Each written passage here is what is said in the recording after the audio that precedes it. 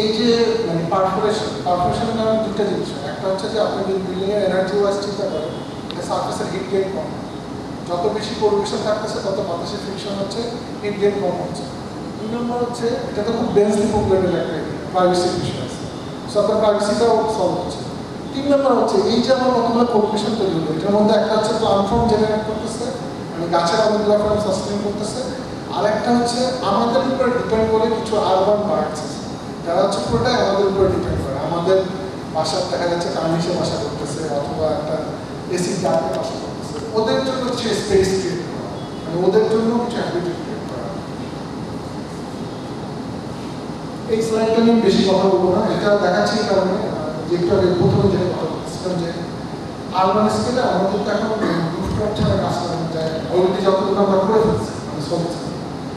এখন রুফটপ দিয়ে কিন্তু একটা কানেক্টিভিটি ক্রিয়েট করা যায়, যেমন হচ্ছে যে আমাদের ঢাকা শহরের আশেপাশে প্রচুর লো ল্যান্ড আছে, গ্রাস ল্যান্ড আছে, হয়তো ভবিষ্যৎ থাকবে না, নষ্ট হয়ে যাবে, প্রপার স্টেপস হবে। এই গ্রাস ল্যান্ডের প্রচুর পাখি আছে যার বাসা করার জন্য ওই গ্রাস ল্যান্ডটা ওইভাবে সেফ না, কারণ হচ্ছে ঢাকার আশেপাশে হিউম্যান ইন্টারভেনশন অনেক বেশি।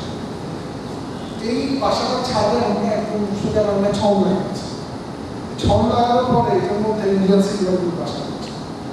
এইটা বলার উদ্দেশ্য এটা হচ্ছে যে এটা কিন্তু 5 কাঠার পর একটা বাসা, ওটা ছাদের একটা ছোট্ট স্ট্রিটে ছম লাগানো আছে এবং সেটার মধ্যে ইন্ডিয়ান সিকিউরিটি বাসা করছে। ইন্ডিয়ান সিকিউরিটি খুবই সেন্সিটিভ একটা ব্যাপার, এটা বাসা করার হচ্ছে একটা হিউজ ব্যাপার। আমি এটা বলতে চাচ্ছি যে আমাদের রুফগুলো যদি প্রপার নেটিভ ল্যান্ডস্কেপ দিয়ে প্ল্যান্টেশন করা যায়, তাহলে একটা করিডোর হিসেবে কাজ করতে পারে। সে আবার রমনা পার্ক একটা সেগমেন্টেড জোন, বোটানিক্যাল গার্ডেন একটা সেগমেন্টেড জোন, আবার ওদিকে গিয়ে আবার সে নদীপুর সব বসে করছে। পুরো জিনিসের কিন্তু একটা করিডোর দরকার, এই যে পাখিটা যাবে বা ও যে যাবে ওর একটা ফিডিং গ্রাউন্ড দরকার, একটা রেস্টিং প্লেস। তো রুফগুলো যদি প্রপারলি ল্যান্ডস্কেপ করা যায় সেটা একটা ভালো করিডোর, যেটা আমরা রাস্তা লেভেলে আসলে আমরা কোনো জায়গায় রাখতেছি, আমাদের রাস্তা পুরোটাই যতদিন যাচ্ছে আরো বেশি সলিড হচ্ছে।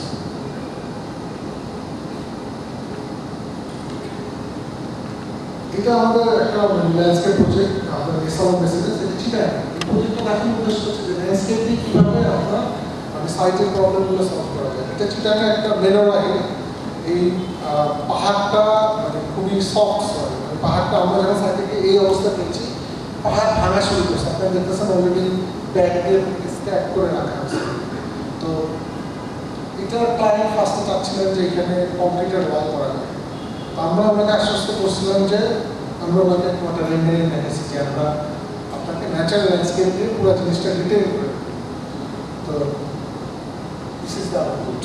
তো এই জিনিসটা দেখার উদ্দেশ্য হচ্ছে যে মানে আমাদের এখানে মানে আমি একটা টেন্ডেন্সি দেখি ডিপেন্ড ক্যানেল পুরো 2 সাইড সলিড করে, পুরো 2 সাইড সলিড করলে সমস্যাটা যেটা হয় যে আপনার যখন একটা সার্ফেস পারমিয়েবল না থাকে তখন সেটা কিন্তু আরও বেশি ইরোশনের মানে আরও ইরোশন প্রোন হয়, কারণ ভিতরে ভিতরে জিনিসটা ড্রাই হয়ে যাচ্ছে।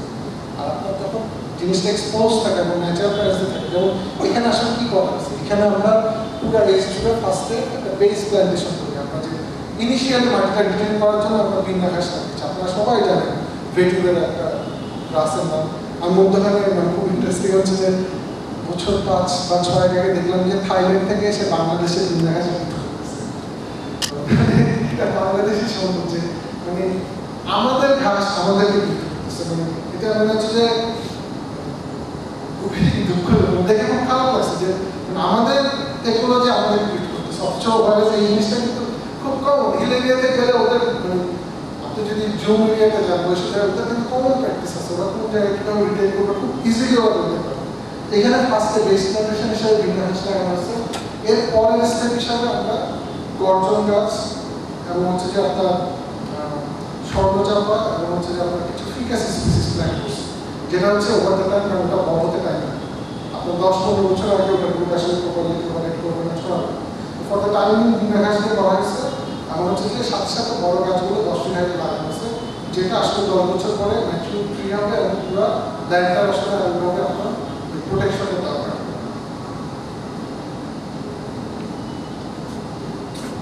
উপরে দিকে ছোট মানে ফ্ল্যাগ দিয়ে জিনিসটা শুরু করেছে।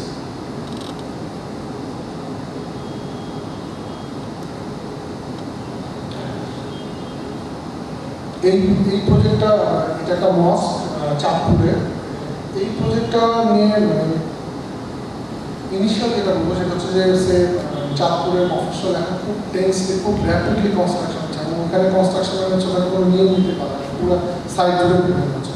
এই বিল্ডিংটা করার সময় আমাদের ফার্স্ট আইডিয়া ছিল যে আমি যদি এখানে মানে মস্ট খুবই একটা মানে আর্কিটেক্টের জন্য যে খুব লিটারেটিভ একটা প্রজেক্ট, মানে আমরা এখানে অনেকে অনেক টাইপের এক্সপেরিমেন্ট করে, অনেক সিঙ্গুলার ভলিউম স্পেস, অনেক মানে উনশিয়ানো দেখানোর স্কোপ আছে। আমরা এই প্রজেক্টটা করার সময় আমরা ফার্স্টেই ভাবছি যে আমি বিল্ডিং করার পরে যাতে মনে না হয় এখানে একটা বিল্ডিং আছে, এই সাইডটা ব্যাকএন্ড অবস্থায় এরকম কাজ করা ছিল, করার পরেও যাতে জিনিসটা বোঝা যায় যে এটা কাজ করা ছিল। সেকেন্ড একটা জিনিস ছিল, আমরা এখানে প্রথম থেকেই চেষ্টা করেছিলাম যে এই বিল্ডিংয়ে কোনো গ্লাস ফ্যাসাদ থাকবে না, উইন্ডো থাকবে না, উইন্ডোলেস একটা বিল্ডিং হবে পুরো করে। উইন্ডোলেস একটা বিল্ডিং করতে গেলে ফার্স্ট থেকে প্রবলেম হয় যে আপনার শেডিং এবং হচ্ছে যে বৃষ্টির থেকে যে প্রোটেকশন গার্ডিং।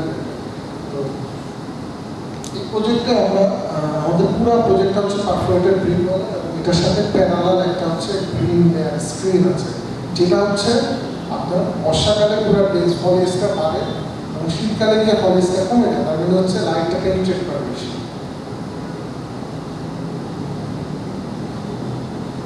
এরকম একটা সিস্টেম, পুরো জিনিসটা পারফেক্টলি আমি ফাঁকা, কোনো ব্যারিয়ার নেই, মানে বাতাস যায়। ডেফিনেটলি মশার সমস্যা হয়, মশার জন্য তারা মানে ভিতরে হচ্ছে যে ধূপ জ্বালিয়ে ওই জিনিসটা কন্ট্রোল করে। ভিতরে ইন্টারেস্ট স্পেসটা একদম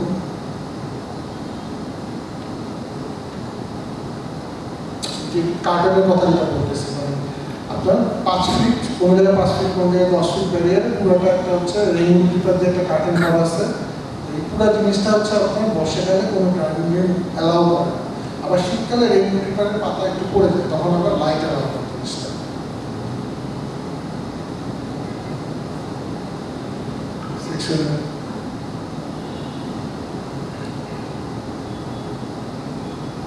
ইন্টেরিয়র স্পেসটা বিকালের সময় লাগে। আচ্ছা, এইটা একটা হচ্ছে আমাদের কম্পিটিশন প্রজেক্ট ছিল। এই প্রজেক্টটা আমি দেখাচ্ছি এই কারণে যে একই জিনিস হচ্ছে, আমি যেটা বলতেছিলাম যে আমরা আরবান কনটেক্সটে যত কমার্শিয়াল বিল্ডিং দেখি সবগুলোই আমাদের গ্লাস ফ্যাসাদ দিয়ে করা। এই প্রজেক্টটা আমরা চেষ্টা করেছিলাম যে আমার এয়ারপোর্টে ডেস্কটপ কম্পিটিশন হয়েছিল, যে এয়ারপোর্টে যাই আমি সব গ্লাস ফ্যাসাদের এবং এই রোডে কিন্তু সবচেয়ে বেশি নয়েজ পলিউশন, মানে খুবই শক্ত। তো সারফেসে কি করলে আসলে যে জিনিসটা একই সাথে নয়েজ অ্যাবজর্ব করবে এবং অ্যাট দ্য সেম টাইম ওটা আসলে একটা লিভিং বিইং হিসেবে কাজ করবে। আমরা প্রপোজ করেছিলাম যে আপনার একটা মানে হলো ব্লকের একটা প্যারালাল স্ট্রিট, যেটার মধ্যে একই সাথে প্ল্যাটফর্ম ডেভেলপ করবে এবং আপনার সিটি ডেভেলপ যে পার্টগুলো সে তারা হ্যাবিটেট ক্রিয়েট করতে পারবে। এবং এটার মধ্যে আমরা একটা মানে কম্পারিজন দেখিয়েছিলাম যে এই বিল্ডিংটা আসলে ফাঁকা অবস্থা থাকলে ডেফিনেটলি ভালো, মানে অনেক গাছপালা হতো, কিন্তু যদি আমি বিল্ডিংয়ের বিল ফর্ম আনি এর সাথে সারফেস লেভেলে ট্রানজিশন করে আমার ওই মানে গ্রাউন্ড লেভেলে যে গ্রিন ছিল সেটা অলমোস্ট ইকুয়াল পরিমাণ গ্রিন ফ্যাসাদ আনা সম্ভব। এই প্রজেক্টটা আমাদের এখানে যে আই হসপিটাল আছে, আই হসপিটালের সামনে স্ট্রিটটা যেটা আমাদের রাস্তা এক্সপ্যান্ড করছে, এটা প্র্যাকটিসটা আমাদের এরকম ছিল যে এটা হচ্ছে যে আমাদের কাজ করার আগে গুগল আর্থ ইমেজ। তো এই রোডে আসলে এই রোডটার উইথ এতটুকু হওয়ার কথা, যদিও আমি মানে আমার বুঝতেছি না সামনে গিয়ে আসলে আমার ওই ন্যারো রোডের মধ্যে বলতেছি উইথ বাড়ার কি লাভ হচ্ছে। এইটা আমরা ল্যান্ডস্কেপিং করার পরে জিনিসটা এই ফর্মেশন আসছে। এটা বেসিক্যালি আই হসপিটালের সামনে একটা ময়লা ডাম্প এরিয়া ছিল এবং আমরা এইটাকে পরে যেটা কনভার্ট করি সেটা হচ্ছে যে মানে আমরা যেটা দেখানোর চেষ্টা করেছিলাম যে এইখানে যে পরিমাণ ওপেন সার্ফেস হচ্ছে এই আই হসপিটালের যত সার্ফেস রান অফ ওয়াটার ছিল সব রাস্তা দিয়ে যেত। আমরা যেটা প্রপোজ করছি আপনার ওই পুরো জায়গাটার মধ্যে আমরা একটা রেইন ওয়াটার গার্ডেন করেছিলাম, যেটার পানি হচ্ছে যে আপনার বর্ষাকাল বাদে অন্য টাইমে নেমে যেতে পারে, তখন ন্যাচারাল ভেজিটেশন থাকবে এবং সেটার সাথে কী টাইপের ভেজিটেশন আসলে, কী টাইপের প্ল্যাটফর্ম আসলে, কী টাইপের ইকোসিস্টেম ডেভেলপ করবে সেই জিনিসগুলো। কারণ হচ্ছে আমি ইয়ার কী টাইপের কালার ভেরিয়েশন দেখবো।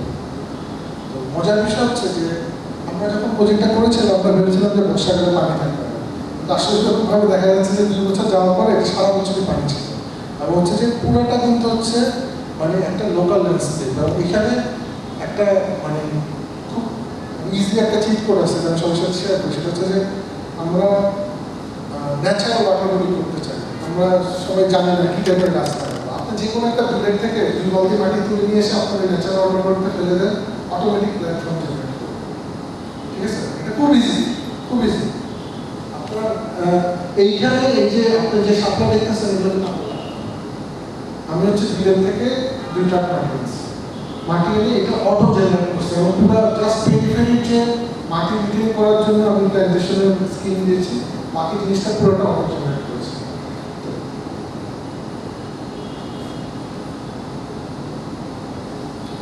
এইটা একটা ফ্যাক্টরি ফিলিংয়ের landscape, Tanvir Mohammad X S design studio design করেছেন।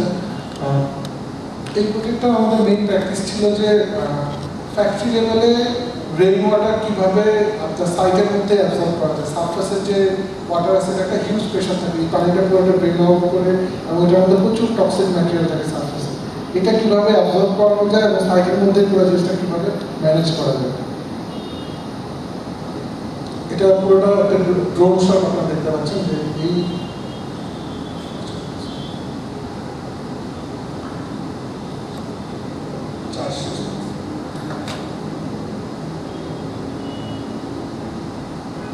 এখানে মেজর যে 2টা বড় গ্রিন স্পেস দেখা যাচ্ছে, 2টা বড় গ্রিন স্পেসে 2টা ওয়াটার বডি আমরা ডিজাইন করেছি। মানে এই প্রজেক্টের মেইন ফোকাস হচ্ছে 2টা ওয়াটার বডির পাশে আপনার মানে এটার সাথে হেল্প করার জন্য যা প্ল্যান্ট স্পিসিস লাগে, বড় গাছ ছোট গাছ মিলে সেগুলো ডেভেলপ করা হয়েছে। এই স্লাইডটাতে যদি দেখেন যে ব্লু কালার করা যে পোর্শনগুলো এগুলো বেসিক্যালি একটা মানে রেইন ওয়াটার হারভেস্টিং জোন।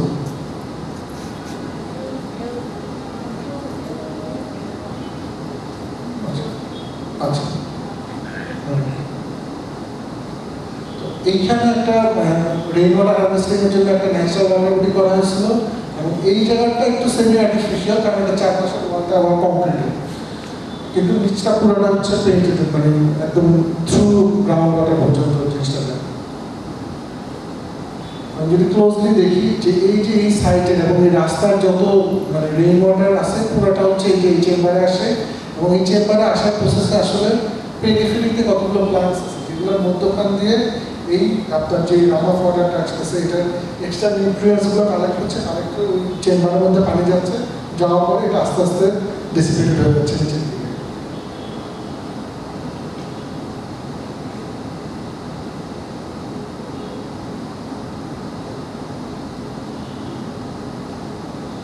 এবং আরেকটা মজার জিনিস হচ্ছে যে আমরা যখন নেগেটিভ গাছপালা যে ল্যান্ডস্কেপিং করবো এটার মেনটেন্যান্স খুবই কম লাগে, মানে এটার মেনটেন্যান্সটা হচ্ছে জিনিসটাকে কন্ট্রোলে রাখা, মানে আমি গাছটার যে র্যাপিড গ্রোথ হয় এটা প্রত্যেক বছরটাকে কমায় জিনিসটা কন্ট্রোলের মধ্যে রাখা।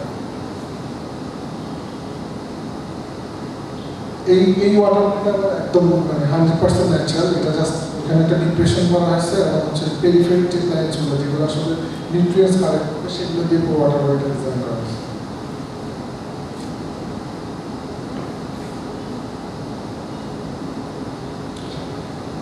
সামরিক জাদুঘর বাজিত ডিজাইন নকশাবিদ আর্কিটেক্টস। এই প্রজেক্টটা আমি দেখাচ্ছি, এই প্রজেক্টটা আসলে এখন আন্ডার কনস্ট্রাকশন পুরোপুরি দেখা যাবে। এই প্রজেক্টটা দেখাচ্ছি যে বড় স্কেলে পাবলিক স্কেলে আসলে যখন অনেক বড় বড় প্লাজা থাকে তখন সেই প্লাজার যে পানিটা মানে সারফেস রান ওয়াটার এটা কিন্তু একটা হিউজ পরিমাণ পানি আসে। এই পানিগুলো যখন আপনার মানে গ্রাউন্ডে যায় এটা কিন্তু হিউজ লেভেলে একটা পলিউটেন্টস নিয়ে যায়।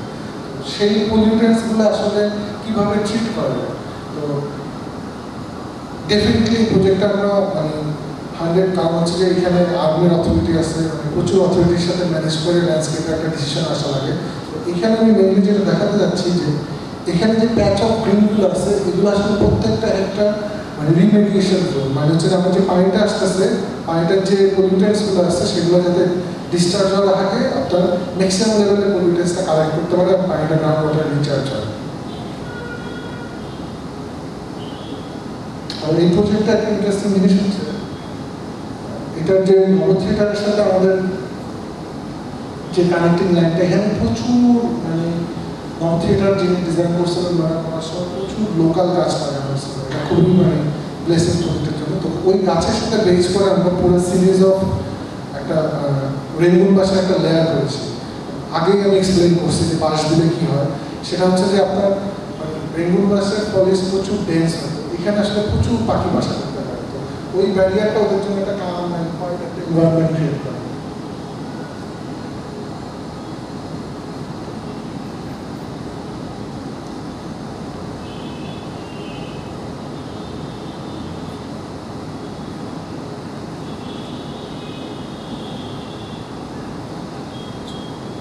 এটা একটা ঘাট টুঙ্গিপাড়ায় মধুমতি নদীর পাড়ে, বঙ্গবন্ধু শেখ মুজিবুর রহমান যখন বাড়ি যেতেন উনি নামতেন। এই প্রজেক্টটা ইম্পর্টেন্ট এই কারণে যে এই প্রজেক্টটা আমরা আসলে নতুন করে কোনো গাছ ইন্ট্রোডিউস করি না, এবং বিল্ডিংটা যেটা করার চেষ্টা করেছি এই বিল্ডিংটা এমনভাবে করা পুরোটা এলিভেটেড, এবং এই পুরোটা কিন্তু ফ্লাডেড হয়ে যায়, পুরো জোনটা পানির তলায় চলে যায়, বর্ষাকালে এই পুরো জোনটা পানির তলায় চলে যায়, খালি ওয়াকওয়েগুলো। তো এটা ল্যান্ডস্কেপিংটা পুরোটা হচ্ছে যে সারাউন্ডিং যে ল্যান্ডস্কেপ ছিল সেটাই আমার হচ্ছে এখানে ইনস্টিগেটেড করা, এখানে বাড়তি কিচ্ছু করা হয়। এটা ছিল সাইট, এখানে হচ্ছে হিন্দুরা পূর্ণ স্নান করতো। তো এই জায়গায় কিছু বালু ফেলেছে, বালুর মধ্যে ন্যাচারালি কিছু কাশফুল হতো, এবং বাকি জায়গাটা টুঙ্গিপাড়া ফরিদপুর ওই জোনটা সুরবাড়ির দিকে ওই জোনটা প্রচুর হোগলা হয়, ন্যাচারালি হোগলা হয়, এবং খুব ডেন্স একটা ভেজিটেশন হয়। হোগলা একটা সমস্যা হচ্ছে হোগলা বড় হতে টাইম লাগে। সো ওই আমরা যে এখানে ইনস্টিগেটেড যে হোগলাগুলো লাগিয়েছি ওগুলো ছবিতে এখন বুঝতে পারবো না, কিন্তু পুরো জায়গাটা আমরা যেই ন্যাচারাল ল্যান্ডস্কেপ ছিল সেটাকেই প্রপারলি আমরা রিজেনারেট করার চেষ্টা করছি, এবং এখান দিয়ে মানুষরা এই স্ট্রেট এরিয়ায় গোসল করতো। এবং এই ঘাটটা এখানে একটা বাজার আছে, পাটগাতি বাজার, বাজারের মালামাল উঠানোর কারণে আপনার মালামালের জন্য এই জায়গায় এখানে আপনার সপ্তাহে একটা বাজার বসে। আশেপাশের গ্রাম থেকে সব গ্রামের থেকে কৃষকরা তাদের প্রডিউস নিয়ে বাজারে আসে, এবং সেটা এই ঘাট দিয়ে আসে, এইখান দিয়ে ওরা এখান থেকে ওরা কেনা যায়। সেই জন্য এই প্রজেক্টে এই দুইটা ওয়াকওয়ে করা, এটা দিয়ে হচ্ছে যে পূর্ণস্থানের যে জিনিসটা সেটা আমরা রেখেছি, ওটা শর্টেজ ডিস্টেন্স রাখা, এবং এইখানে এই মালামাল লোডিং অ্যান্ড লোডিং এর জন্য একটা আলাদা সেপারেট ঘাট করা, এবং যেহেতু এখানে যে একটা ক্যানেল গিয়েছে এটা রেসপেক্ট করে আমাদের মাছটা পুরোটা হচ্ছে সেগমেন্টেড, দুই ভাগে আলাদা করা, পুরোটা একটা ওপেন। যে জিনিসগুলো দেখানো যে হোগলার যে জিনিসগুলো ছিল সেগুলোই আমরা পুরো সাইটের ইমপ্ল্যান্টেশন দিয়েছি।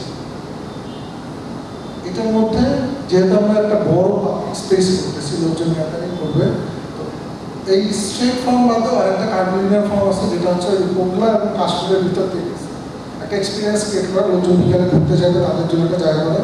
এবং এই বড় শেডটা একটু পরে আপনারা ছবিতে দেখবেন, পুরো একটা ওপেন একটা শেড, এটা হচ্ছে জাস্ট একটা পাবলিক বসার জায়গা, বৃষ্টি হলে বসবে, এখানে বাগান বিক্রি করবে, এবং পুরো জায়গাটা হচ্ছে খোলা রাখবে। সেকশনটা দেখার উদ্দেশ্য হচ্ছে যে ওয়াকওয়ে যেগুলো আছে দেখেন সবগুলো এলিভেটেড, এবং স্ট্রাকচারটা এলিভেটেড। সো যখন পানি বাড়ে পানি পুরোটা ফিল করে, এবং আমরা এই এন্ট্রির জায়গাটা একটা বড় গাছ রেখেছি। এটা হচ্ছে যে রিসেন্ট ছবি, যে কাশফুল যেটা ছিল আগে আমি যেটা বলছিলাম যে বালু ফেলা ছিল, এবং কাশফুল ছিল, এবং হচ্ছে যে সাইডে যেটা দেখতেছেন সব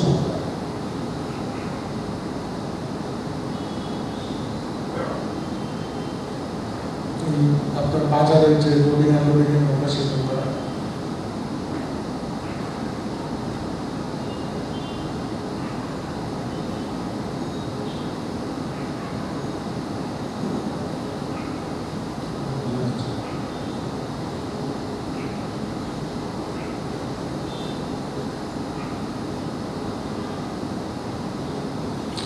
এটা আরেকটা ঘাট, এটা দেখাচ্ছি এটা গভর্নমেন্টের প্রপোজাল ছিল একটা স্ট্রিট ঘাট করা।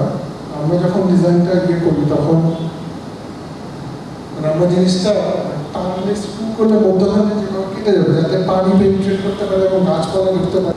এটা এখন আন্ডার কনস্ট্রাকশন, আমরা ফিউচার প্রজেকশনটা দেখাচ্ছি আর কি, মানে ভবিষ্যতে ওগুলোটা যখন আপনার পেনিট্রেট করবে পুরো জিনিসটা কিরকম সিনারিও করা হবে।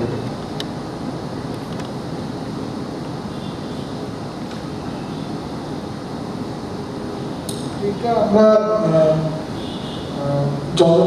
এটা আমরা যেটা প্যালেস একটা রিসোর্ট, এটা আমরা আসলে বেসিক্যালি আমরা খুব লাকি ছিলাম যে আমাদের ক্লায়েন্ট গ্রুপের মধ্যে একজন খুব নেচার লাভার ছিল, উনি গাছ খুব পছন্দ করতেন। তো এই প্রজেক্টটা পুরোটা একটা রাবার বাগান ছিল। তো আমাদের এখানে মেইন টার্গেট ছিল, আমাদের ক্লায়েন্টের বক্তব্য ছিল যে এইটা ল্যান্ডস্কেপিং, মানে ওনারা আসলে একটা মানে ফার্স্টে ইনিশিয়ালি ঢাকার নার্সারি থেকে প্রচুর গাছপালা নিয়ে গিয়ে নিজেরা করার চেষ্টা করেছিলেন। তো এটা সাইটের এরিয়াটা হচ্ছে 250। তো ওনারা পরে দিয়ে মানে পুরো জিনিসটা হ্যান্ডেল করতে পারবেন, তখন প্রজেক্টটা আমাদের কাছে আসে। এই প্রজেক্টটা ইন্টারেস্টিং জিনিস হচ্ছে যে এটা হচ্ছে বাইক ক্যাপিটাল, মানে হাই হাওয়া। আর এটার চারপাশে আপনার এটা হচ্ছে যে রূপাইছড়া টি স্টেট, এটা বাংলাদেশের মানে ওয়ান অফ দি লার্জেস্ট বড় রাবার ফরেস্ট আর কি, রাবার বাগান। ওইটা আশেপাশে চা বাগান আছে। তো এখানে মেনলি আমরা যেটা আসলে যেটা বলতেছি যে রাবার প্লান্টেশন কি, পুরোটাই একটা মনোকালচার।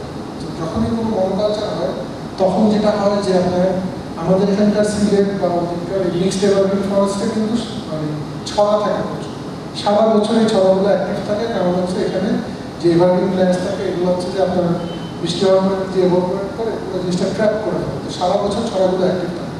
যখনই কোনো একটা মনোকালচার হয় ছড়াগুলো মারা যায়, মানে ন্যাচারালি এগুলো ডায়, মানে ওটার মধ্যে পানির প্রভাব থাকে না। পানির প্রভাব না থাকলে কী হয়, পাহাড়গুলো আস্তে আস্তে ড্রাই হয়ে আসে, ড্রাই হলে তখন ওটা ইরোশন বাড়ে। সেই জিনিস হচ্ছে আপনার চা বাগান। কিন্তু চা বাগানের একটা সুবিধা হচ্ছে চা বাগানে মানে রাবার ফরেস্টে গেলে বেশি হলে 5 থেকে 7টা স্পিসিসের পাখি দেখবেন, 1টা বা 2টা ম্যামল দেখবেন, এর বেশি কিছু দেখবেন না। কিন্তু ইন কম্পারিজন আপনি যদি টি গার্ডেনে যান আপনি প্রচুর পাখি দেখবেন। কারণ দেখবেন, কারণ কিন্তু টি গার্ডেনও তো একটা মনোকালচার। কারণ হচ্ছে টি গার্ডেনের যে ওয়াটাররা কাজ করে, এদের যে পল্লী, এটা খুব ইন্টারেস্টিং একটা স্টাডির বিষয়। যারা গেছে তারা জানে। ওরা মানে আমি বলবো যে আমার দেখা বাংলাদেশে অনেক মানে সাস্টেনেবল লিভিং যেটা বলে ওটা ওরা করে, ওরা প্র্যাকটিস করে। ওদের বাসা মাটির চালটা চলে, ওরা যে গাছ লাগাচ্ছে, লোকাল গাছ লাগাচ্ছে, সেটার থেকে যে প্রডিউস হচ্ছে সেটা ইউজ করে ওরা জীবিকা নির্বাহ করছে। কারণ আপনারা সবাই জানেন চা শ্রমিকরা কিন্তু খুব মানবতার জন্য ওদের যে পরিমাণ টাকা দেওয়া হয়, টাকা দিয়ে আসলে মানে বাঁচা খুব জীবিকা নির্বাহ করা খুব কঠিন। তো ওদের পুরাটাই আসলে ন্যাচারাল রিসোর্সের উপর ডিপেন্ড করতো। চা শ্রমিকরা যে পুঁজিগুলোতে থাকে বা যে পল্লীগুলোতে থাকে ওগুলো পুরোটা হচ্ছে ন্যাচারাল ভেজিটেশন, এবং যেটা লোকাল ন্যাচার। যে কারণে চা বাগানে দেখা যাচ্ছে যে আপনার আমি যদি কোনো একটা সার্ভে করি স্পিসিস কাউন্ট অনেক বেশি হয়। আর এরপরে হচ্ছে হাই হাওয়া। হাই হাওয়া অনেক কিছু হয়, এটা বাংলাদেশের মধ্যে মানে রিসোর্স এরিয়া বা ক্যাপিটাল আমাদের গভর্নমেন্ট প্রোটেক্টেড সাইট। এখানে গভর্নমেন্টের মানে নিজস্ব প্ল্যান্টেশন আছে, মানে হাওয়ার এরিয়া যে টাইপের প্ল্যান্টেশন দরকার এবং প্ল্যান্টেশন। এটা শীতকালে আমাদের যে বাইরের থেকে যে মাইগ্রেটরি বার্ড আসে প্লাস হচ্ছে ইনল্যান্ড যে মাইগ্রেটরি বার্ড, মানে আমাদের যে পাখিগুলো বর্ষাকালে দেশে ছড়িয়ে যায় ব্রিডিংয়ের জন্য, সেই পাখিগুলো এখানে ব্যবহার করে। তো এটা হিউজ ডাইভার্সিটি এবং প্ল্যান্ট ডাইভার্সিটি। তো আমরা আমাদের ক্লায়েন্টকে প্রপোজ করেছিলাম যে আপনার চারপাশে সারাউন্ডিংসের মধ্যে যতগুলো ফরেস্টের স্পেস এবং যতগুলো ওয়েটল্যান্ড আছে এইটার জন্য আসলে আশেপাশে সম্ভাবনা আছে প্রপার আপনার হ্যাবিটেট। আপনার রিসোর্টে যখন কেউ ঘুরতে আসবে সে আসলে কী দেখবে, সেখানে রাবার বাগান দেখবে বা কতগুলো আর্টিফিশিয়াল গাছ দেখবে। তো আপনি খুব সহজেই চাইলে এটা একটা ন্যাচারাল ফরেস্টে কনভার্ট করতে পারেন। তখন ক্লায়েন্ট কনভিন্স হয়। কনভিন্স হওয়ার পরে যেটা প্রথমে যেটা এটা সাইট প্ল্যান, এই সাইটের যে কোনো স্লোপে মানে হিলের স্লোপে যদি আমরা চিন্তা করি তাহলে আমাদের ম্যাক্সিমাম 7-8 লেয়ারে রাবার গাছ ছিল। আমরা ক্লায়েন্টকে ফার্স্টে প্রপোজাল দিই যে আমরা প্রথমে 2 লেয়ারের রাবার গাছ কেটে ফেলে যেই রাবার গাছটা কাটা হবে সেটা আবার ল্যান্ডস্কেপিংয়ে ইউজ করা হবে। সেটা কীরকম, সেটা হচ্ছে যে আমরা সাইডে গিয়ে দেখছিলাম যে মানে রাবার গাছের সমস্যা হচ্ছে কি, এটা শীতকালে পুরোটা ব্যালেন্স হয়ে যায়, মানে পুরো জায়গাটা একসাথে নেওয়া হয়। মানে আপনি গরমকালে গেলে খুব সুন্দর গ্রিন দেখবেন, কিন্তু শীতকালে গেলে পুরোটা একসাথে ইরেজ হয়ে যায়। এবং এই রাবার গাছটা খুব অ্যাগ্রেসিভ, মানে এটা যদি কোনো ন্যাচারাল ল্যান্ডস্কেপ একবার পরে এটা মানে পিচটা খুব দ্রুত ছড়ায়। সো এটা প্রোটেক্ট করা খুব ডিফিকাল্ট। আমরা যেটা প্রপোজ করেছিলাম যে আমরা যদি সেকশন যে কোনো একটা রাস্তা, এটা আমাদের পুরোটা রোড নেটওয়ার্ক, আমরা যদি যে কোনো একটা রাস্তা দেখি আমরা ওটা বলেছিলাম যে আমরা প্রথম 2 লেয়ার রাবার গাছ কেটে ফেলবো এবং হচ্ছে আপনার ওই রাবার গাছটার যে লংগুলো সেটা দিয়ে আমরা একটা ব্যারিয়ার কিনে। ব্যারিয়ারটা কীরকম, ব্যারিয়ারটা কেন লাগতেছে, কারণ আমরা সাইটে দেখছি যে ওনারা পুরো 250 সাইট প্রত্যেকদিন 500 লেবার ঢুকতে ওনাদের 1 মাসে থাকছে। প্রত্যেকদিন 500 লেবার ঢুকতে এবং হচ্ছে পুরোটা ওরা বাঁচতে থাকবে, কারণ ওরা পুরোটার মধ্যে কাজ লাগাইছে। তো এটা আসলে খুবই আনসাস্টেনেবল। তখন আমরা ক্লায়েন্টকে বলছি যে আপনার এখানে মেনটেন স্পেস এবং ন্যাচারাল স্পেসের মধ্যে একটা ব্যারিয়ার করতে হবে, যেটা আপনার মেনটেন্যান্স কস্টটা কম হতো। তখন আমরা যে প্রথম 2 লাইন রাবার গাছ কাটতেছি সেটাতে আমরা একটা ব্যারিয়ার ক্রিয়েট করে ওই যে 2 লাইন কাটলাম সেটার মধ্যে আমরা ন্যাচারাল প্ল্যান্টেশন। ন্যাচারাল প্ল্যান্টেশনে আমাদের এখানে ফরেস্টে আপনার 600 থেকে 670 এক্সাক্ট সংখ্যাটা মানে 3 স্পিসিস আছে। একটা আমি যখন ন্যাচারাল ফরেস্ট করতে যাবো আমার পক্ষে সম্ভব না 600 বা 650 স্পিসিসের গাছ লাগানো। তো এখানে আমরা কতগুলো বেসিক কোড ফলো করছি। কোডটা কীরকম, আমরা বলতেছি যে মাদার স্পিসিস প্ল্যান করা, সেটা কীরকম, সেটা হচ্ছে যে আমরা পুরো সাইড জুড়ে এখানে যে আপনার এই যে রেড ডটগুলো দেখা যাচ্ছে আমরা পুরো সাইড জুড়ে ফিকাস স্পিসিস লাগাবো, মানে বট গাছের বিভিন্ন প্রজাতি, যেটা হচ্ছে ওটার পাশে ক্লোজলি আমাদের জন্য এক্সেসিবল ছিল কালেঙ্গা একটা ফরেস্ট আছে, রেমা কালেঙ্গা, সিঙ্গেল জার্কে বাংলাদেশের 2য় বৃহত্তম। তো ওই রেমা কালেঙ্গার থেকে আমরা কিছু ফাইকাস স্পিসিসের গাছ কালেক্ট করি এবং সেটা আমরা সাইডে একটা সার্টেন ইন্টারভেল লাগাই। এটার পিছনে আমাদের যুক্তি ছিল যে কোনো ফাইকাস স্পিসিস যখন একবার ডেভেলপ করে যাবে, যখন ফল আসবে তখন ফরেস্ট অটো জেনারেট করবে, কারণ ফাইকাসের ফল খেতে যে পাখি বা যে ম্যামেল আসবে সে অন্য ফরেস্ট থেকে সিড নিয়ে আসবে। সো আপনাকে আসলে আর কিছুই করার মানে আপনি জাস্ট বসে বসে জিনিসটা অবজার্ভ থেকে কালেক্ট করে ওই যে আমরা যে 2টা লাইন ক্লিয়ার করেছিলাম সেটার মধ্যে লাগানো হয়েছিল। তো এটা আসলে আউটপুটটা কী ছিল আমি সময় কমানে আসলে খুব ডিটেলে যাবো না। এটা হচ্ছে আমরা গিয়ে সাইটে অবস্থায় পেয়েছিলাম। এটা হচ্ছে আপনার 5 বছর পরের ছবি। ইনিশিয়ালি পাহাড় ওরা মানে খুব ট্রিম করছিল। এটা হচ্ছে 2 বছর পরের ছবি, মানে পাহাড়টা কারণ হচ্ছে ওদের পাহাড় ওরা ক্লিন করার ফলে পাহাড় দুবার ম্যাসিভ ল্যান্ডস্লাইড হয়েছিল।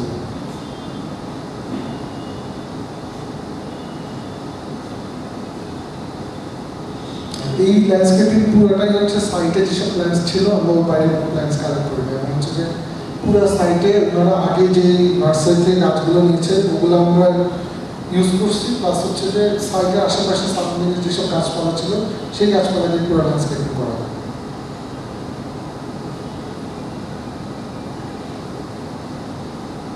Thank you.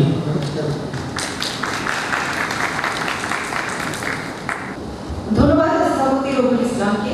ওনার প্রেজেন্টেশন দেখে আমার যেটা মনে হচ্ছে যে ওনাকে রিকোয়েস্ট করা উচিত একটা মানে ডিটেল সেশন নেওয়ার জন্য আসলে প্ল্যান্টস অ্যান্ড অ্যানিমালস স্পেসিসের উপরে কীভাবে কাজ করা যায়, আমার এটা একটা টেকনিক্যাল সেশনই হতে পারে। তো থ্যাংক ইউ। এবারে আলিয়া শাহিদের স্থপতি আলিয়া শাহিদের প্রেজেন্টেশন উপস্থাপনা করার জন্য আমি আবারও ডেকে নিচ্ছি আহমেদ আল মোহাইরিকে। অবশ্যই আমি এসে নিজের প্রজেক্টগুলো নিজের এক্সপিরিয়েন্স আরও ভালো করে বলতে পারতাম, পছন্দের অসুস্থ থাকার আসতে পারিনি। আমি চেষ্টা করবো ওর যতটুকু আমি বুঝতে পেরেছি বা গ্রাস্প করতে পেরেছি আমি সেটা শেয়ার করার জন্য। তো সেম বিষয়টা এটা হচ্ছে learning from study and practice in the Netherlands. ও টেকনিক্যাল ইউনিভার্সিটি অফ ডেলফটে পড়েছে মাস্টার্স এবং তারপরে প্রায় হাফ এ ইয়ার বসন ফ্লাইভার্স ল্যান্ডস্কেপ আর্কিটেকচার ফার্মে কাজ করেছে। তো সেই দুটো আমি চেষ্টা করছি খাবার করার জন্য। তো ওর প্রেজেন্টেশন স্ট্র্যাটেজিটা হচ্ছে ফার্স্টে ও যেটা বিশ্বাস করে সেটা লিখেছে এবং সেটার সাথে ওর কাজটা কীভাবে রিলেটেড সেই জিনিসটা দেখাচ্ছে। Landscape architecture entails the generation of spatial, visual and sensorial experiences in outdoor spaces, just like architecture does with the built environment. Landscape architecture is more than just a palette of suitable plants and stems from a conscious awareness of space. এই প্রজেক্টটা হচ্ছে Villa Urbana design of an experiential ensemble সাইটটা হচ্ছে nature reserve in Limburg, Maastricht, Netherlands. মাস্ত্রিক্টের Netherland mostly flat area, কিন্তু ওর দক্ষিণে কিছু জায়গা ছিল যেটা আসলে বিভিন্ন ধরনের খনিজ পদার্থ ওরা খনন করতো। সেরকমই একটা সাইটে এই প্রজেক্টটা, এটা মেইন ইন্টেনশন হচ্ছে এটা যারা এখানে বেড়াতে আসবে তাদের জন্য একটা এক্সপিরিয়েন্স ডিজাইন করা। তো আমরা এখানে গান্ধীকে যে এক্সপ্লোরেশনসটা দেখতে পাচ্ছি এটা গর্ডন কালানের যে সিকোয়েন্সিয়াল ভিজুয়াল ইম্প্রিং এক্সপিরিয়েন্স আছে সেখান থেকে ইন্সপায়ার্ড হয়ে প্রত্যেকটা অ্যাসপেক্টে কী ধরনের এক্সপিরিয়েন্সগুলো জেনারেট করা সম্ভব থ্রু ল্যান্ডস্কেপ আর্কিটেকচার সেটাও এক্সপেরিমেন্ট করছে। এরপরে এটা খুব একটা সিম্পল একটা ডায়াগ্রাম কিন্তু খুব ইম্পর্টেন্ট, সেটা হচ্ছে যে আমরা আর্কিটেক্টরা যেভাবে বিভিন্ন ধরনের এলিমেন্ট নিয়ে স্পেস ডিফাইন করি বা জেনারেট করি, যেমন ওয়ালস, রুফ বা এনি কাইন্ড অফ সারফেসেস, আমরা কিন্তু ল্যান্ডস্কেপ আর্কিটেকচার একই এলিমেন্ট কিন্তু মিক্সটা হয়ে যায় ন্যাচারাল। এবং আমরা যেভাবে আর্কিটেকচারের মাধ্যমে একটা সার্টেন ডোমেইন তৈরি করি, আমরা কিন্তু ল্যান্ডস্কেপ এলিমেন্টের মাধ্যমেও সে একই রকম বা একই রকম এক্সপেরিয়েন্সিয়াল ডোমেইনটা তৈরি করি। তার মানে সিমিলার কাইন্ড অফ প্রসেস, কিন্তু মিনসটা ডিফারেন্ট।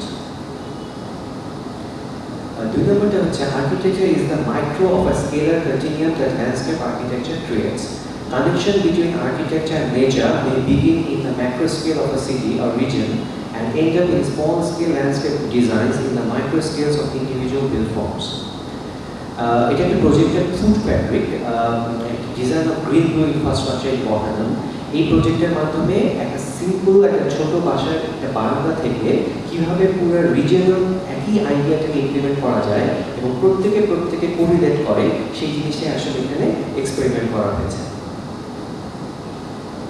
এবং এখানে আমরা একই আইডিয়ার তিনটা স্কেলের ইমপ্লিকেশনস দেখতে পাই। আমরা দেখতে পাই যে রটারডাম শহর এবং শহরের কিছু এরিয়া যে গ্রিন ব্লু ইনফ্রাস্ট্রাকচার দেখা যাচ্ছে সেটা কীভাবে জেনারেট হচ্ছে এবং সেখান থেকে ছোট জোন সেটা কীভাবে এমবেডেড হয়ে আছে, এবং সেটাকে যদি জুমিং করি তাহলে আমরা দেখতে পাবো যে ইন্ডিভিজুয়াল যেখানে হাউজিং স্টেটগুলো আছে বা হাউজিংগুলো আছে বা এরকম প্লাজাগুলো বা পাবলিক স্পেসগুলো আছে সেখানে কীভাবে আসলে ফুড স্টেপিংটা এমবেডেড হচ্ছে। ফার্দার জোনিং সেটা হচ্ছে আমরা ইন্ডিভিজুয়াল একটা যদি ইন্ডিভিজুয়াল যদি ইউনিটটা দেখি, এখানে আমরা দেখতে পাচ্ছি টেরাস থেকে শুরু করে গ্রাউন্ড ফ্লোর প্রত্যেকটা লেয়ারে কিন্তু একই আইডিয়ার ইমপ্লিমেন্টেশন আমরা দেখতে পাই। এবং খুব ইম্পর্টেন্ট বিষয়টা হচ্ছে এই যে ম্যাসিভ যে স্কেলে চেঞ্জ হচ্ছে, কিন্তু যে আইডিয়া বেসিক আইডিয়া যে আরবান ফ্লোগুলো ছিল ইন্ডিভিজুয়াল বিল্ডিংয়ে কিন্তু সেই একই ফ্লোগুলো এমবেডেড আছে। সেই কী ফ্লো সেটা হচ্ছে ফুড, ওয়াটার, মোবিলিটি এবং এনার্জি। প্রত্যেকটা অ্যাসপেক্ট, যে অ্যাসপেক্টগুলো আমাদের লিভিং কন্ডিশনের জন্য প্রিরিকুইজিট, প্রত্যেকটাকে কীভাবে ল্যান্ডস্কেপ আর্কিটেকচারের মাধ্যমে রেসপন্ড করা হচ্ছে। এবার আমি যদি ছোট্ট একটা এজ দেখি যে এই হাউজিংয়ের মধ্যে একটা ছোট্ট এজটা কীভাবে আসলে ডিজাইন করা হচ্ছে, এটা কিছুক্ষণ আগে টু সাম এক্সটেন্ট আমরা ডেমনস্ট্রেশন দেখলাম। ঠিক একই রকমভাবে যে আমরা যদি যে ওয়াটার এজগুলো আছে সেখানে যদি আমরা ল্যান্ডস্কেপ আর্কিটেকচারালভাবে করতে পারি, সেখানে আসলে আলটিমেটলি ওভার টাইম সেখানে একটা নতুন স্কেপ তৈরি হবে যেখানে ফ্লোরা ফনা নিজের থেকে রিজেনারেট করবে। সো আমরা দেখতে পেলাম কীভাবে একটা ম্যাসিভ রিজিওনাল স্কেল থেকে শুরু করে একদম ইন্ডিভিজুয়াল ইন্টিমেট স্কেল পর্যন্ত আসলে একই আইডিয়ার ইমপ্লিকেশনস করা যায় বা করা সম্ভব। এবং এখানে ভাইয়া যেভাবে অলরেডি এস্টাবলিশ করে ফেলেছেন রুফ কীভাবে হতে পারে, রুফের ডিটেলস কী হওয়া উচিত, একটা স্টেপস কীরকম হওয়া উচিত, বিল্ডিং এবং ফুটপাথের এজটা কেমন ডিটেল হওয়া উচিত, এভরি সিঙ্গেল ডিটেল আসলে ল্যান্ডস্কেপ আর্কিটেকচার প্র্যাকটিস করে বা চিন্তা করে। Architecture is embedded in landscape. The mapping of an existing landscape may view natural and architectural elements in the same way. এই প্রজেক্টটা ওদের টিউটোরিয়ালের যে ক্যাম্পাস, সেই ক্যাম্পাসের মধ্যেই ওরা ম্যাপিং করেছে এক্সিস্টিং যত ধরনের ফুটপ্রিন্ট আছে ন্যাচারাল এবং বিল্ট এনভায়রনমেন্ট, প্রত্যেকটা এনভায়রনমেন্ট ওরা যদি ম্যাপিং করে, এটা জেমস কর্নার খুব famous landscape architect James Corner, ওনার টেরা ফ্লাক্সাস নামে একটা খুব ইম্পর্টেন্ট থিওরিটিক্যাল এসে আছে, সেখানে ওনারা দেখিয়েছেন যে ওভার টাইম এবং উইদিন টাইম উইদিন স্পেস কীভাবে আর্কিটেকচার এবং ল্যান্ডস্কেপ একসাথে গ্রো করতে পারে এবং গ্রো করে ফিউচারে একটা সিঙ্গেল এক্সপিরিয়েন্স জেনারেট করতে পারে। Unlike most built forms, designing with nature includes the awareness of time, the growth and decay of living elements. এটা ওদের একটা build design and build project ছিল। এটা ওরা এক্সিস্টিং ওদের ক্যাম্পাসের মধ্যে একটা ছোট্ট ওয়াটার বডি ছিল, সেই ওয়াটার বডির জন্য সিম্পল একটা ফ্লোটিং গার্ডেন ডিজাইন করেছিল। শুধু ফ্লোটিং গার্ডেন না, ফ্লোটিং গার্ডেনের সাথে একটা এজ কীভাবে রিপারিয়ান এবং aquatic plants at the same time একটা ফ্লোটিং বে, তিনটা কীভাবে একটা সিঙ্গেল স্কেপ তৈরি করতে পারে সেটা ওরা ডিজাইন করেছে এবং বিল্ড করেছে। সেই ছবিগুলো আমরা দেখতে পাচ্ছি কীভাবে ওরা প্যালেটগুলো সিলেক্ট করেছে। এবং এটা হচ্ছে বিল্ডিং প্রসেস, এটা ফার্স্ট বানানোর প্রথম কয়েক মাসের মধ্যে ছবি, এবং লাস্টে যে ছবিটা দেখা যাচ্ছে, লাস্টে যে কর্নারের ছবিটা সেটা হচ্ছে 2 বছরের পরে ছবি। এবং এখানে দেখা যাচ্ছে যে ভাইয়া যেভাবে সেখানে একটা বাকি বাসা আসলে তৈরি হয়েছে। Architecture should not be conceived as an individual point in space. In order to attain sustainable living and management of built environments, the built form must create tangible and intangible links with its surrounding natural and cultural landscape. এই প্রজেক্টটা ছিল ওর thesis project. এখানে ওর প্রজেক্টের নাম হচ্ছে রিজুভিনেটিং links states and internet. আমরা স্টেটসকে শুধুমাত্র architectural একটা কমোডিটি বা এমব্লেম হিসেবে চিন্তা করতে পারি, কিন্তু আসলে ওর যে এফিসিয়েন্সি বা ওর যে এক্সিস্টেন্স সেটা আসলে ডিপেন্ড করছে ওর সারাউন্ডিং যে ফর্মগুলো আছে বা ল্যান্ডস্কেপ সিস্টেমগুলো আছে তার উপরে। এবং ওর প্রজেক্টের মেইন টার্গেট ছিল দুটাকে কীভাবে একসাথে কানেক্ট করে এই স্টেটগুলোকে, মিসিং হেরিটেজগুলোকে কীভাবে আসলে রিজুভিনেট করা যায়। আমরা দেখতে পাচ্ছি ইন্ডিভিজুয়াল একটা স্টেট এবং পুরো রিজিয়নের স্টেটগুলো কীভাবে ডিস্ট্রিবিউটেড আছে এবং সেখানকার এক্সিস্টিং ল্যান্ডস্কেপ সিস্টেমসগুলো। এবং এখানে আমরা দেখতে পাচ্ছি যে কীভাবে আসলে এই স্টেটগুলোকে যে আশেপাশে যে ইন্টারল্যান্ড সেই জায়গাটার সাথে ল্যান্ডস্কেপ ফিচার্সের মাধ্যমে এবং এক্সপিরিয়েন্স তৈরি করার মাধ্যমে কানেকশন তৈরি করা হচ্ছে। এবং এখানে যে মেইন সমস্যা ছিল lack of loss of water এবং লস অফ ভেজিটেশন, সেটা কীভাবে আসলে আবার রিগেন করা সম্ভব। এবং দেখা যাচ্ছে যে পুরো জোনটাকে যে ওয়াটার ক্লাইমেট চেঞ্জ বা অন্যান্য রিজনে যে ওয়াটার লসটা হয়ে যাচ্ছিল সেটা কীভাবে গেন করা, রিগেন করা সম্ভব শুধুমাত্র আর্কিটেকচার এবং ল্যান্ডস্কেপের মধ্যে সংযোগ ঘটানোর মাধ্যমে। Landscape architecture, inclusion of nature as we call it, is not just part of finishing touch in a built project. The sustainable eco-friendly interventions of 21st century ensure that the architects, landscape architects, urban designers, developers, planners and government agencies work side by side from inception till completion and future maintenance.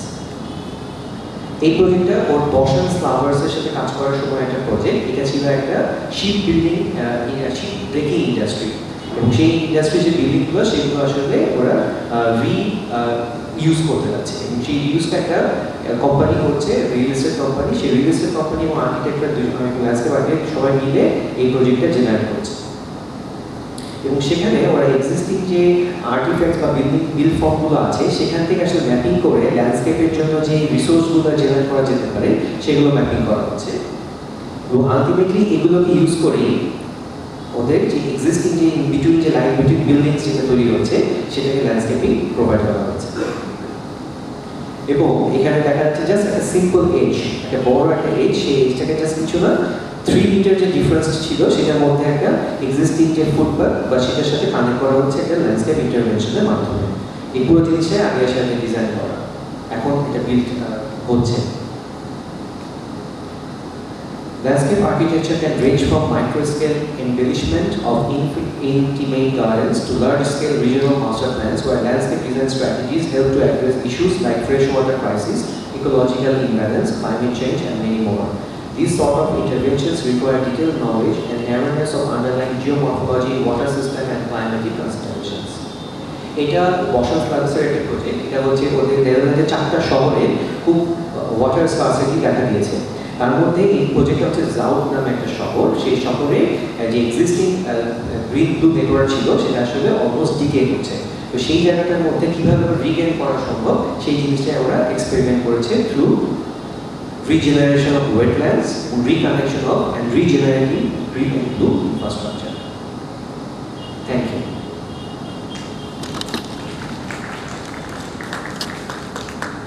ধন্যবাদ আহমেদ আল-মোহাইমির। আমরা যদিও সময়টি পিছিয়ে আছি, কিন্তু আশা করি আপনারা আমাদের সাথেই থাকবেন, কারণ আমার একটা ছোট্ট প্রেজেন্টেশন আছে। যেহেতু আমি মডারেটর, আমার নিজের পরিচয় আমাকে দিতে হবে। আমি স্থপতি জুবাইদা হোসেনা।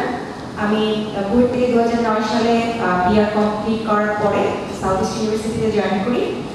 আমি এখন ওখানে অ্যাসিস্ট্যান্ট প্রফেসর হিসেবে আছি এবং 2017 সালে আমি বুয়েট থেকে মাস্টার্স করেছি। আমার ফোকাস এরিয়া ছিল এনভায়রনমেন্ট এবং আমার যে বিষয়টা নিয়ে আমি কাজ করেছিলাম সেটা ছিল রেইন ওয়াটার হারভেস্টিং। তো যেহেতু আমি এই বিষয়টা নিয়ে কাজ করেছি, আমার একটা ছোট্ট প্রেজেন্টেশন আছে আপনাদের জন্য। আশা করি সাথে থাকবেন। এতক্ষণ দুজন উপস্থাপক বা গেস্ট স্পিকারের কাছ থেকে আমি যেটা বেসিক্যালি জানতে পারলাম সেটা হচ্ছে যে কীভাবে নেচারটাকে ইনকর্পোরেট করা যায়, রেস্টোরেশন করা যায়। আমি একটু অনুভূতিগুলো নিয়ে কথা বলতে চাই আপনাদের সাথে। যে আমি যদি পারফেক্টলি আর্কিটেকচারটাকে বোঝার চেষ্টা করি, যে পারফেক্টলি আর্কিটেকচারটাকে আমার আর্কিটেকচারের সাথে ইনকর্পোরেট করার কতগুলো এলিমেন্ট আছে। সেখানে আমরা দেখতে পাই এয়ার আছে, লাইট আছে, green space, water features and diverse spaces. তো আমার এখানে ফোকাস হচ্ছে ওয়াটার ফিচার্স এবং রেইন ওয়াটার এটার জন্য একটা খুব ভালো উৎস হিসেবে আসলে কাজ করতে পারে। কিভাবে পারে সেটা আমরা ছোট্ট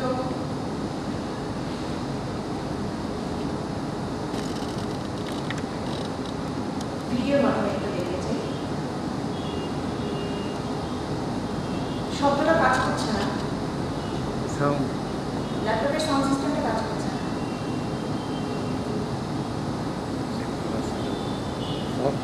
সাউন্ড সিস্টেমটা কাজ করছে না। এটা বন্ধ করো।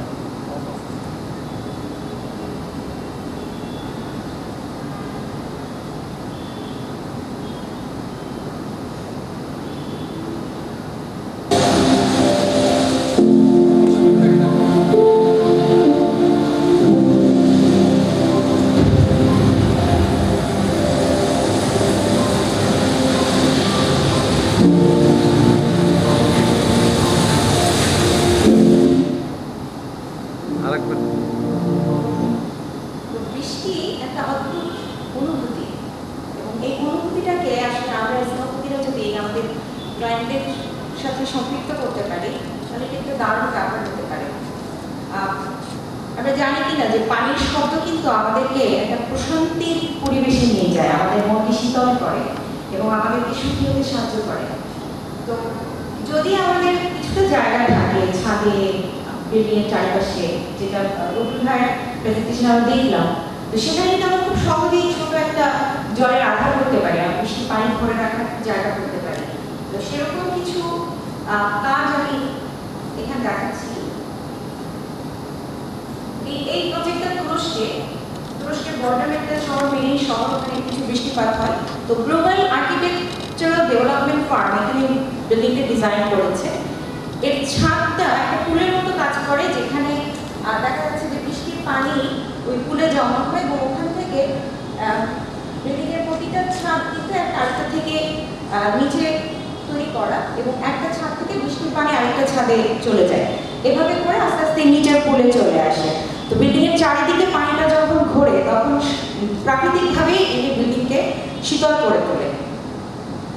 এখন ছাদে পানি ধরার পরে আমরা কিন্তু খুব চাইলেই আমরা খুব সহজে এটাকে একটা ফাউন্টেনের মতো কিন্তু বিল্ডিংয়ের মাঝখান দিয়ে প্রবাহিত করতে পারি, যেরকম এই প্রজেক্টটাতে করা হয়েছে। এটা সিঙ্গাপুরের চেঙ্গি এয়ারপোর্ট, এটা ডিজাইন করেছেন আর্কিটেক্ট মোসেস রাফতি এবং এখানে এটি পৃথিবীর সব থেকে বড় ইনডোর মানে বৃষ্টির পানির জলপ্রপাত এবং এখানে যদি বলা হচ্ছে যে খুব বেশি বৃষ্টিপাত যদি হয় তাহলে প্রতি মিনিটে প্রায় 10,000 গ্যালন পানি এখান থেকে প্রবাহিত হবে।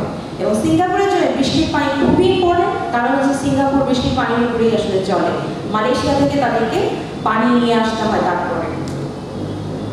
তো আমাদের কনটেক্সটে আসলে আমরা হয়তো এরকম প্রজেক্ট না করতে পারলেও ছোট ছোট বাড়িতে কিন্তু আমরা এই যে সাউথ ইন্ডিয়ান যে আমরা বাড়িগুলো দেখতে পাই যে মাঝখানে একটা উঠোন আছে, সেখানে বৃষ্টির পানি পড়তে দেখা এবং উঠোনের মাঝখানে যদি এরকম সবুজ বাগান থাকে সেটা কিন্তু বৃষ্টির পানি দিয়ে সহজেই উজ্জীবিত থাকতে পারে এবং বৃষ্টির পানিটাকে তখন এরকম নান্দনিক উপায়ও কিন্তু আমরা নিয়ে যেতে পারি। এটি আরেকটি প্রজেক্ট, এটা সানগ্রিন রুম নামে পরিচিত। এটি ডিজাইন করেছে লন্ডন ভিত্তিক টনকিন লিও আর্কিটেক্টস ফার্ম এবং এখানে যেটা দেখা যাচ্ছে যে তারা ছাদ বাগান করেছে এবং একটা বক্রাকার বা কার্ভ পাঁচ করেছে ছাদের মধ্যে, যেটা দিয়ে বৃষ্টির পানিটা আসলে বারান্দায় এসে জমা হয় এবং এই বারান্দা থেকে ওরা চ্যানেল আউট করে একটা রেইন ওয়াটার রিজার্ভার ট্যাঙ্কে নিয়ে যায়। তারপরে যখন ওদের মনে হয় যে আবার একটু বৃষ্টির এফেক্ট দরকার তখন আবার উপর থেকে একটা বৃষ্টির পানির মতো নিচে ঝরাতে পারে ওরা এখানে। এবং আর্কিটেক্টের ভাষ্য মতে এটা হচ্ছে খারাপের দিনে মন ভালো করার একটা উপায়। এই যে বৃষ্টির পানিটা পড়ে বারান্দাটা যে একটা রিফ্লেক্টিভ পুলে কনভার্টেড হলো, এটা ওদের কাজের জন্য মন ভালো করে দেয়, ওদের স্টুডিও এবং থাকার জায়গা ছিল এটাও কাজ করে। এরপরে যে প্রজেক্টটা দেখাচ্ছি যে ধরেন আমরা ছাদে করলাম না, বারান্দায় করলাম না, কিন্তু আমরা কিন্তু চাইলে আমাদের কোর্টইয়ার্ডে এরকম পুল তৈরি করতে পারি বৃষ্টির পানি দিয়ে। এই প্রজেক্টটা ইয়েতে সিঙ্গাপুরে এবং এই প্রজেক্টের নাম হচ্ছে কার্নুয়েল গার্ডেন, ডিজাইন করেছেন সিঙ্গাপুরের চ্যাং আর্কিটেক্টস। এখানে দেখা যাচ্ছে যে ধাপে ধাপে যে গার্ডেনগুলো করা হয়েছে সেটা আসলে বৃষ্টির পানি দ্বারা উজ্জীবিত হয়, আবার সেই বৃষ্টির পানিটাকে ফিল্টার করে এটা সেন্ট্রাল কোর্টিয়ারে একটা পুল তৈরি করে। তো আমাদের প্রজেক্টে যদি এই ধরনের স্পেস না থাকে, আমাদেরকে যদি পানিটা ছাদ থেকে গাটারের মাধ্যমে নিয়ে যেতে হয়, তো গাটারগুলোকেও কিন্তু আমরা নান্দনিকভাবে ডিজাইন করতে পারি। জাপানিজদের একটা ট্রেডিশনাল রেইন চেইন নামে একটা খুব নান্দনিক গাটার আছে। আমরা ট্রেডিশনাল পাইপলাইনের পরিবর্তে সেই ধরনের ইনোভেটিভ রেইন চেইনগুলো কিন্তু আমাদের লোকাল ম্যাটেরিয়াল দিয়ে তৈরি করতে পারি। এ ধরনের হতে পারে, অথবা ম্যাক্স লেভি আর্কিটেক্টসের ডিজাইন করা এই ধরনের একটা রেইন ওয়াটার গাটার হতে পারে।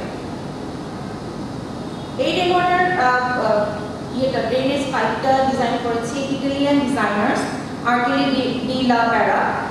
ওনারা ওয়াটার ফর্মের যে ফ্লোয়িং প্যাটার্নস সেখান থেকে এই ধরনের একটা তৈরি করেছে, ডিজাইন তৈরি করেছে, যেটার নাম অ্যাকুয়া ভিভা। এবং আমরা যদি দেখি যে আমাদের ট্রেডিশনাল টেরাকোটা পটারি যেটা, তার সাথে কিন্তু এটা বেশ একটা চমৎকার সাদৃশ্য আমরা দেখতে পাচ্ছি। তো রেইন ওয়াটার গাটারের পরে যদি আমরা এটাকে মাটিতে নিয়ে আসি, মাটিতে নিয়ে আসার পরে আমরা দেখলাম ছোট ছোট যদি প্লটে ডিজাইন হয় সেক্ষেত্রে আসলে বড় বড় রেইন গার্ডেন করাটা বেশ ডিফিকাল্ট হয়। তো সেই ক্ষেত্রে কিন্তু ছোট ছোট রেইন গার্ডেনও কিন্তু জমির সেটব্যাকের যে সেটব্যাকের জায়গাগুলো থাকে সেখানে কিন্তু আসলে বিল্ড করা সম্ভব। এই প্রজেক্টটা ডিজাইন করেছে সাসুকি আর্কিটেকচার টোকিও কুগায়ামা সিটিতে, এবং তারা এখানে গাটারটাকে ডিজাইন করেছে অনেকটা ট্রি শেপে, কারণ এই শেপটা কিন্তু অনেক বেশি বৃষ্টির পানি ধরে রাখতে পারে, এবং বৃষ্টির পানিটাকে কিন্তু তারা নিজের যে গার্ডেনটা করেছে সেটা ইরিগেশনের জন্য তারা এটাকে ব্যবহার করে। এই জায়গাগুলো আসলে সিটি পিপলসের জন্য একটা ব্রিদিং স্পেস এবং রেইন ওয়াটারের সাথে একটা কানেক্টিভ এরিয়া হিসেবেও আসলে কাজ করে।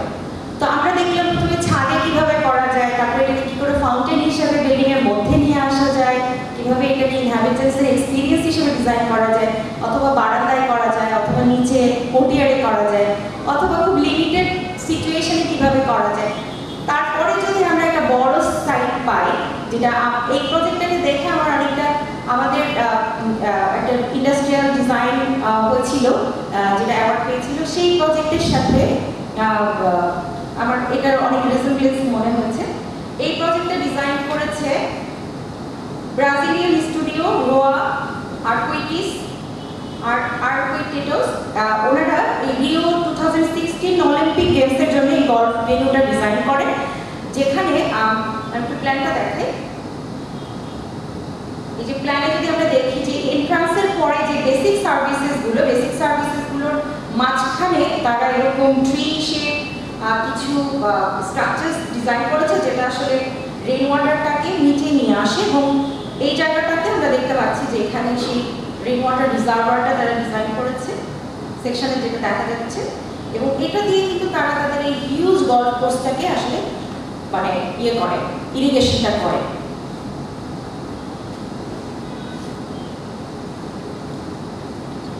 তো আশা করি যে আমরা এইভাবে মানে আমরা লোকাল অনেকগুলো কাজ দেখলাম, ইন্টারন্যাশনাল কিছু কাজ দেখলাম, আর আমি আপনাদের সাথে আজকে আমার রেইন ওয়াটার হারভেস্টিং এর সব ধরনের মানে কিভাবে আমরা এটি ইনকর্পোরেট করতে পারি সেটা শেয়ার করলাম।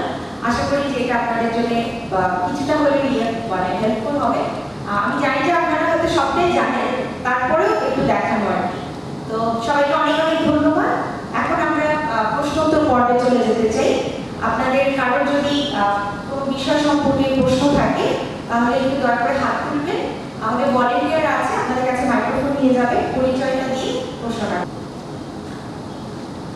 ধন্যবাদ। আমি স্থপতি ইভান আহমেদ। আমার প্রশ্ন স্থপতি মোহাম্মদ সাহেবের কাছে। আমি বাংলাদেশে নদীমাতৃক দেশ এবং বর্তমানে আমাদের নদীগুলো সব ভরাট হয়ে গেছে, এটা একটা বিগ চ্যালেঞ্জ আমাদের জন্য। এবং সবচেয়ে ভয়ঙ্কর কথা হচ্ছে আমাদের বুড়িগঙ্গা নদী অলরেডি নষ্ট হয়ে গেছে, এবং আমাদের তুরাগও অলরেডি মানে ডিস্ট্রয়েড। এখন আর আমাদের হাতিঝিল প্রকল্পটা আমাদের জন্য একটা অ্যাসেট, যখন কিন্তু এই শুকনো মরশুমে আমরা যখন যদি হাতির ঝিলের ওইখান থেকে যাতায়াত করি, আমরা যারা যাতায়াত করি আমরা দেখতে পাই বা এত উদ্ভট বিদ্যুতের স্মেল যে আমাদের আশপাশের যে ড্রেনেজ সিস্টেমগুলো অ্যাপার্টমেন্টের সেইগুলো সব ওই দিকেই সম্ভবত নির্গত হচ্ছে। তো অ্যাপার্টমেন্ট বা বিল্ডিং ডিজাইন যে ড্রেনেজ সিস্টেমগুলো মানে পরিবেশটা আমরা এত সুন্দর একটা পরিবেশ ওখানে ক্রিয়েট করা হয়েছে, কিন্তু বাতাসটা তো আমরা ওখানে ঠিকমতো ট্রিটমেন্ট করতে পারছি না। এই সময়ের মধ্যে আপনার গাইডলাইনগুলো কি কি? আচ্ছা, বড় একটা ইস্যু, হয়তো আমি সব বিষয়ে অ্যাড্রেস করতে পারবো না, বাট আমি যতটুকু বুঝি আমি সেটা শেয়ার করতে পারি।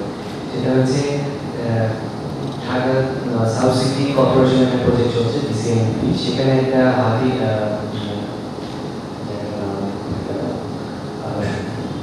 ঝিল, ওখানে একটা ঝিল আছে, সেখানে একটা সমস্যা দেখা যাচ্ছে যে পানিটা স্ট্যাগনেন্ট যদি থাকে এবং এক্সিস্টিং যতগুলো ওয়াটার ফ্লো জোন আছে তার উপর যদি কানেকশন না থাকে, তখন দেখা যায় যে এরকম বিভিন্ন ধরনের কেমিক্যালস সেখানে ইনকর্পোরেট হতে থাকে এবং জমা হতে থাকে। সেখান থেকে আসলে আমরা বিভিন্ন ধরনের স্মেল পাই। এবং যেটা রবিউল ভাই মেনশন করছিল যে আমাদের যতগুলো নেটওয়ার্ক আছে তাদের মধ্যে যদি ইন্টারকানেকশন না থাকে স্ট্রংলি, তখন এই মিসহ্যাপগুলো হতে পারে। তো আমরা সবাই জানি যে হাতি ঝিল কিন্তু শুধুমাত্র একটা সেগমেন্ট না, ওদিকে বালু তোরা সব ঢাকা শহরের মাঝখান দিয়ে যে ক্যানালগুলো আছে সব ইন্টারকানেকশনের একটা পার্ট। এবং আমরা জানি যে গুলশানের মধ্য দিয়ে আসলে এখন বর্তমান থেকে বসুন্ধরা সেখানে দোলা ছিল, সবার মধ্যে একটা কানেকশন ছিল। এই সবগুলো কিন্তু আমরা বন্ধ করে দিয়ে আমরা শুধুমাত্র হাতি ঝিলের প্রবেশটা দেওয়াতে, আমি জাস্ট স্পেকুলেট করছি, অবশ্যই ওয়েটে যারা করেছেন তারা হয়তো ভালো বলতে পারবেন যে কীভাবে তারা এই বিষয়টাকে অ্যাড্রেস করেছে, কিন্তু আমরা জাস্ট স্পেকুলেট করতে পারি যে আসলে এই সিস্টেমগুলোর মধ্যে কানেকশনগুলো নষ্ট হয়ে যাওয়া বা সম্বন্ধে একটা কানেকশন না হওয়ার কারণে এই কাজ তৈরি হচ্ছে। তবে স্টিল আমি বিশ্বাস করি যে ল্যান্ডস্কেপ সিস্টেমের মাধ্যমে এটাকে অ্যাড্রেস করা সম্ভব, স্টিল ডু। একটা জিনিস আমাদের বুঝতে হবে, এটা স্পষ্ট বোঝা যাচ্ছে, the need for multi disciplinary approach. শুধু আর্কিটেক্ট কাজ করবে অথবা শুধু আর্কিটেক্ট কাজ করবে অথবা শুধু পরিবেশবিদ কাজ করবে এমন না।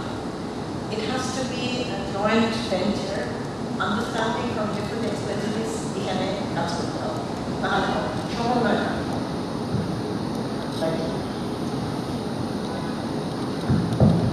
আমি স্থপতি আসিফ মোহাম্মদ নই, আমি স্থপতি রবিউল ইসলাম। আপনার কাছে দুটো জিনিস জানতে চাই। প্রথমে বলি যে আমার যে এক্সপেরিমেন্টাল প্রজেক্ট আমি কিন্তু দেখাইছিলাম নিজের বাড়ি, এটা অত্যন্ত ইন্সপিরেশনাল। আমার খুব ভালো লাগছে জিনিসটা, যে উনি একটা চমৎকার কাজ করছেন। কারণ আমি এটা চিন্তা করি যে আমি আমার বাসায় যদি আমার ফসল উৎপাদন করতে পারি, তাহলে আমার তো এত ঝামেলায় যাইতে হয় না, এই শহরে আসতে হয় না। তো যাই হোক, ওইখানে আপনার যে কি বলবো এটাকে, অনেক কিছু পাইছেন, যেটা পাইছেন সেটা শেয়ার করছেন। ওখানে কোনো ঝামেলা আছে নাকি যেটা শেয়ার করতে পারেন ওই এক্সপিরিয়েন্সটা? আরেকটা হচ্ছে ওই মসজিদেরটাও একটু জানার বিষয়, যে ওরা কি ফিল করতেছে, ওরা যারা ইউজার তাদের কোনো অবজেকশন আছে কিনা। শীতকালে তো একটা ব্যাপার থাকে, বাতাস লেগে যায়। এই দুইটা বিষয় ঝামেলা হচ্ছে যে এই টাইপের মানে নেচার ইনক্লুড করে ডিজাইন করলে প্রথম যে সমস্যাটা হচ্ছে যে আপনার বাসায় সাপ ঢুকতে পারে। ঠিক আছে, সাপ ঢুকতে পারে, ইঁদুর ঢুকতে পারে, হ্যাঁ, তারপরে আপনার অন্যান্য পোকামাকড় ঢুকতে পারে। এখন সেটা ঠিক করার উপায় আছে। সাপ আপনার বাসায় কখন ঢুকবে? যখন সে বাইরের থেকে, মানে এটা কখন হতে পারে? একটা হচ্ছে শীতকালে হতে পারে, আপনার বাসার ভিতরে টেম্পারেচার বেশি, আপনার চুলাটা গরম আছে, সেখানে বেশি ঢুকতে পারে। ঠিক আছে, একটা হতে পারে আপনার বাসায় প্রচুর ইঁদুর ঢুকে ইঁদুর খেতে দিতে পারে। এই জিনিসগুলো যাতে প্রপারলি অ্যাড্রেস করতে পারেন, তাহলে এই জিনিস এই প্রবলেমগুলো হবে। হ্যাঁ, আর আরেকটা যেটা বলতেছেন যে মসজিদের শীতকালে এটার ভিতরে চিক আছে, বাঁশের চিক আছে, ফ্যান বিকতে হবে। শীতকালে তো না হবে, ঠান্ডা বাতাস থাকবে। আর মশাটা আমি আগে বলছি, মশার প্রবলেম হয়, তো ওটা ধূপ চালায়। I'm Amina Lani. Thank you so much for the amazing presentations. I learned a lot today. I'm a student of disaster management from Dhaka University, and I finished my bachelor's from Brack University. So combining both of these, I just had one question. I mostly learned in this session, but one question was, at the end of the day, how are we implementing policy-wise? we as architects, how are we contributing biophilic design, or how are we contributing our ideas in terms of policy, now and in the future. Thank you.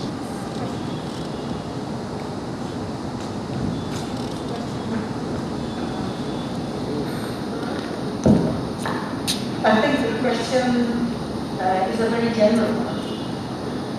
How are architects contributing to this? I think architects have a role to play. Eventually, we are the ones who are designing the environment. We have to be vocal. Before we be vocal, we also have to increase our knowledge. So unless we know about these things, we can't really speak properly. So our first responsibility is to know about these things. It's not that everything that we do is going to produce the best results. We have to know that whatever we do can have some good part and good benefits, and some are not going to be good. We have to be open, we have to be honest, and we have to understand that there are going to be some challenges out there. But this is true, that the built environment is creating a lot of problems. And the built environment is there to stay. When we build a building, when we design a building, it's going to be there for at least 50 to 100 years. So if we've made mistakes, we're going to be keeping it for 100 years. So we have a responsibility. Now, are we contributing? I would say that we are. The PNBC has a big part on architecture, because obviously the architectural requirements is written by the architects. We've had to put in our knowledge. Now, if we don't do it knowledgeably, if we do it just from guesswork, it's no good. So we have a responsibility, and there's a lot of scope at every point of the government. All the policy makers have to be informed at different stages about what we can do. And if we're just sitting there quietly and just criticizing them in our institute and saying, oh, the government is doing this and that, it's no good. We have to be activists. So activists amongst you people, I think the young people are the activists. At my age, I'm not going to be an activist. But you people, you have to increase your knowledge and start this sort of activism to generate good built environments. I'm saying this and I'm now asking my colleagues. আমি একটু add করতে পারি, সেটা হচ্ছে আমরা কথা বলছিলাম যে ফর এক্সাম্পল রটারডামের যে প্রজেক্টটা দেখলাম, সেটা কিন্তু initiated by the Rotterdam municipality itself. মানে আমাদের এই ইন্ডাস্ট্রি গ্যাপটা কিন্তু অনেকটা বড়, যেটা আমরা এখনো ফেস করছি। যে আসলে আমাদের, আপনি যেমন ফর এক্সাম্পল আপনি আর্কিটেকচারাল ব্যাকগ্রাউন্ড হচ্ছে, আবার আপনি ডিজাস্টার ম্যানেজমেন্ট বলছেন। এখন আমাদের কিন্তু ডিজাস্টার ম্যানেজমেন্টের খুব সিগনিফিক্যান্ট একটা ডেজিগনেটেড বডি আছে, রাইট, যারা রেসপন্সিবল। এবং আমরা জানি আমাদের ডিসি এবং এডিসি তারা কিন্তু ইন্ডিভিজুয়াল উপজেলা এবং জেলা পর্যায়ে ডিজাস্টার ম্যানেজমেন্টে লিড করেন। এখন আপনি সেটা করতে পারেন, যেহেতু তারা আপনাদের কাছে আসছেন না, যেটা ম্যাম বললেন, আপনাদের জেনারেটেড নলেজ বা আপনারা যে রিসার্চগুলো করছেন বা যে প্রজেক্টগুলো করছেন, সেটা যদি তাদেরকে নিয়ে দেখান যে আপনারা এভাবে পজিটিভ ব্যাক করতে পারেন, তখন যে মিসিং যে লিঙ্কটা আছে থ্রু রিসার্চ এবং এক্সিস্টিং পলিসি, সেটা হয়তো বা ওভার টাইম রিডিউস হবে। এবং এটা থ্রু অ্যাক্টিভিজম, ইভেন তারা শুনলেন আপনি আসলে যেখানে যে সাইটে নিয়ে কাজ করছেন, সেইখানকার মানুষদেরকে যদি আপনি পলিটিক্যাল মোটিভেট করেন, যে আপনি আসলে আপনার কাউন্সিলরকে কনভিন্স করেন যে না, আপনি আমার হয়ে ভয়েস দেন, হ্যাঁ, তো আমাদের করতে হবে মানে সামহাউ। তো আপনি একটা হয়তো এখন খুব ডিফিকাল্ট হবে, কিন্তু মেবি নেক্সট 25 ইয়ার্স এটা ইজি হবে, বা খুব ইজি হয়ে যাবে। যেমন ফর এক্সাম্পল আমাদের কবির স্যার এখন পার্টিসিপেটেড ডিজাইন প্রসেস নিয়ে খুব আর্লি স্টেজে কাজ করছেন, উনি কিন্তু জেনারেল মিউনিসিপ্যালিটি সেটা অলরেডি কাজ করছে। হয়তো বা এটা ক্যাটালিস্ট হিসেবে কাজ করবে, যেটা অন্য একটা মিউনিসিপ্যালিটি চেয়ারম্যান বা মেয়র, সে কিন্তু এই ধরনের কাজ করতে যুক্ত হবে। সে বুঝবে যে না, ডিজাইনটা একটা ইন্ডিভিজুয়াল আর্কিটেক্টর আর ডিজাইনার করে না, সবাই মিলে করা হচ্ছে। তো এইভাবে যদি আমরা আস্তে আস্তে করি, এটা আমাদের সবার রেসপন্সিবিলিটি, সবার পজিশন থেকে টাকা। আমরা আশা করছি যে আমাদের আজকের অতিথিদের উপস্থাপনার মাধ্যমে আমাদের যে সেমিনারের লক্ষ্য এবং উদ্দেশ্য ছিল, সেটা আমরা সফল করতে পেরেছি। একটা কোশ্চেন আছে, আচ্ছা পরে। আসসালামু আলাইকুম, আমি জান্নাতুল সাসেবা, শাহজালাল ইউনিভার্সিটি ক্লাস করছি। আমার কোয়েশ্চেন বলতে দুইটা আজকে যে আমরা যে নলেজ নিয়ে যে আলোচনা করছি সেটার সাথে সম্পর্কিত বিষয় আমি বলি। যেমন আমি থাকি হচ্ছে এখন বর্তমানে নবোদয় হাউজিং। আমি মোহাম্মদপুরে ছোটবেলা থেকে বড় হয়েছি এবং এইখানে আমি আমার ছোটবেলার অভিজ্ঞতা থেকে দেখেছি যে যেটা এখন বদ্ধভূমি যে স্মৃতিসৌধটা যেটা এখন অবস্থান হচ্ছে ওই জায়গাটা থেকে সম্পূর্ণ অংশটুকু নদী ছিল, যেখানে এখন র্যাপিড আরবানাইজেশন হচ্ছে। আমার জানা মতে আমি এখন কোনো খুঁজে পাইনি, আমি খুঁজছিলাম কোনো রিসার্চ হয়েছে কিনা যে আরবান ডেভেলপমেন্ট হওয়ার পিছনে, বা এটা পজিটিভ নেগেটিভ আমি জানো না। আমি জাস্ট জানতে চাচ্ছিলাম যে এটা জানা মতে কি কোনো রিসার্চ আছে কিনা। তো এটা আমার মানে ব্লক ক্যাটাগরি আমি খুঁজছি তো কিন্তু পাইনি। আর দ্বিতীয় যেটা সেটা হলো যে আমাদের অঞ্চলে ন্যাচারাল কিছু ক্যানেল আছে, যেমন রামচন্দ্রপুর একটা খাল আছে যেটা এখন হচ্ছে ড্রেনেজ হিসেবে ইউজ হচ্ছে। এখন বাংলাদেশের বিভিন্ন জায়গায় ন্যাচারাল ক্যানেলগুলো ড্রেনেজ হিসেবে ইউজ হয় এবং সেখানে হচ্ছে যেটা খুব সুন্দর হতে পারত ক্লিন ওয়াটার থাকলে সেটা হচ্ছে বন্ধ হয়ে যায় এবং যেটা মশা আছে থেকে শুরু করে যাবতীয় অসুখ একটা সার্কুলেশন হচ্ছে ওই এরিয়াতে। ডেঙ্গুর প্রকোপ হচ্ছে এই এরিয়াতে প্রচুর। তো আমার কোয়েশ্চেন হচ্ছে যেমন এটার কোনো ন্যাচারাল বা ল্যান্ডস্কেপ কোনো সলিউশন কি আছে এরকম টাইপের ক্যানেল ক্লিনের জন্য, ওয়াটার বডি ক্লিনের ওয়ে? এটা একটা আমার এরিয়াতে কিছুদিন আগে আমি এটা উল্লেখ করি জাস্ট কিছুদিন আগে আমি শহরে থাকি আমি, তারপরেও দেখছি যে এখানে হচ্ছে ন্যাচারালি হচ্ছে কিছু যেমন রাতের বেলা প্যাঁচা এখনও যে আমাদের এরিয়াতে দেখা যায়। তারপরে হচ্ছে যেমন আমাদের গাছপালা যত কাটা হচ্ছে তত হচ্ছে সেই দেখতে পাওয়ার হারটা কমছে। এটা খুব দুঃখজনক। সেক্ষেত্রে আমরা হয়তো কিছু করতে পারি। সেসব প্রসঙ্গে যদি আপনারা কিছু আগে বললেন আমরা হয়তো কিছু করতে পারি। ক্যানেল নিয়ে যেটা হচ্ছে সবচেয়ে দুঃখজনক হচ্ছে যে আমাদের এখানে যে রিসেন্টলি 300 ফিটে যে ক্যানেল পুরাটা ড্রেনের মতো করে বানিয়েছে। এটা আসলে মানে কারা ডিজাইন করছে, কি চিন্তা করে করছে, এটা আসলে মানে খুবই কোশ্চেনেবল। কারণ হচ্ছে ন্যাচারালি একটা ক্যানেল করতেছে, আমি খুব ইজিলি চাইলে স্টেপ ডাউন করে ভেজিটেশন দিয়ে ন্যাচারাল একটা ক্যানেল করতে হবে। এখন পুরো জিনিসটা খুব রিস্কিও হয়ে গেছে। মানে এখানে কেউ পড়লে কিন্তু চিটাগাং যে ঘটনাটা গেছে কেউ পড়লে কিন্তু আর বাঁচবে না। এটা একটা হচ্ছে যে আমি যেটা বলতেছিলাম যে একটা ক্যানেল, আমি একটা ন্যাচারাল ক্যানেল করতেছি, সেটা কেন ড্রেনের মতো হয়? এটা তখনই ড্রেনের মতো হয় যখন হচ্ছে যে এখানে কিছু ইনমোটিভেটেড লোক আশেপাশের জায়গাগুলো দখল করে। ঠিক আছে? কারণ হচ্ছে যে একটা ক্যানেলটা আসলে ন্যাচারালি একটা ব্যবহার কথা, এটা আশেপাশে ফ্লাড ফ্লো জোন ছিল, মানে ইয়ে ছিল। গুগল ম্যাপে দেখলেও জিনিসটা পরিষ্কার ভাবে বোঝা যায় এটা ওভার দ্য ইয়ার পুরোটা মানে ক্যাপচার। এখন এক্সিস্টিং যে কন্ডিশন সেই কন্ডিশনও আসলে আশা আছে। আসলে কীরকম মানে যেগুলো ন্যারো ক্যানেল আমার কাছে মনে হয় যে এগুলো মানে মাল্টি স্টোরি দিতে হবে। মাল্টি স্টোরি কি টাইপের মনে হচ্ছে যে আমার ক্যানেলের ডেপথ বেশি লাগবে, তো ক্যানেলটা ডাবল লেয়ার দিতে পারে, মানে ক্যানেলের উপরে একটা টপ লেয়ার আসতে পারে যেখানে আবার ন্যাচারাল ভেজিটেশন দিয়ে পানিটা ফিল্টার হয়ে নিচে লেয়ার গেল, নিচে লেয়ার থেকে এটা একটা হতে পারে। আর মানে 300 মিটার যেটা সেটা আমার কাছে মনে হচ্ছে যে ইজিলি এটা ন্যাচারাল ক্যানেল হতে পারতো। এটা জাস্ট মানে অজ্ঞতা বা ইচ্ছার অভাব বা জানি না, এটা আসলে এটা কোনোভাবেই আমি মিলাতে পারি না। এটা কীভাবে এখনকার মতো সময় এসে একটা ড্রেনের মতো জিনিস। আর প্যাঁচা যেটা বললেন, আগে আসলে পুরো ঢাকা শহরেই প্রচুর প্যাঁচা ছিল। যেমন আমাদের বুয়েট এরিয়াতেও আমরা রাত্রের বেলা লক্ষ্মী প্যাঁচা দেখতাম, তারপরে ব্রাউন বুবক একটা আছে ওটা দেখা যেত। প্যাঁচার জন্য আসলে পয়েন্ট এরিয়া আর হচ্ছে লাইট পলিউশন কম লাগে। ঢাকা শহরে এখন যে পরিমাণে লাইট পলিউশন হয়েছে সেইটা তো জায়গায় নেই, কিন্তু লক্ষ্মী প্যাঁচাটা মানে মানুষের সাথে কোএক্সিস্ট করতে পারে। তার জন্য খুব শেল্টারিং স্পেস লাগবে, মানে নিশ লাগবে যেটার মধ্যে সে দিনের বেলা লুকায় থাকতে পারে বা তার বাচ্চা থাকতে পারে। কারণ ও ফিট করে হচ্ছে ইঁদুর অন্যান্য ছোট পোকামাকড়ের উপরে। সো সিটি স্কেলেও সার্ভাইভ করতে পারে যদি খালি শেল্টারটা থাকে। আপনি রিসার্চের কোনো আছে কিনা, অলরেডি কোনো রিসোর্স আছে কিনা সেটা জিজ্ঞাসা করেছিলেন।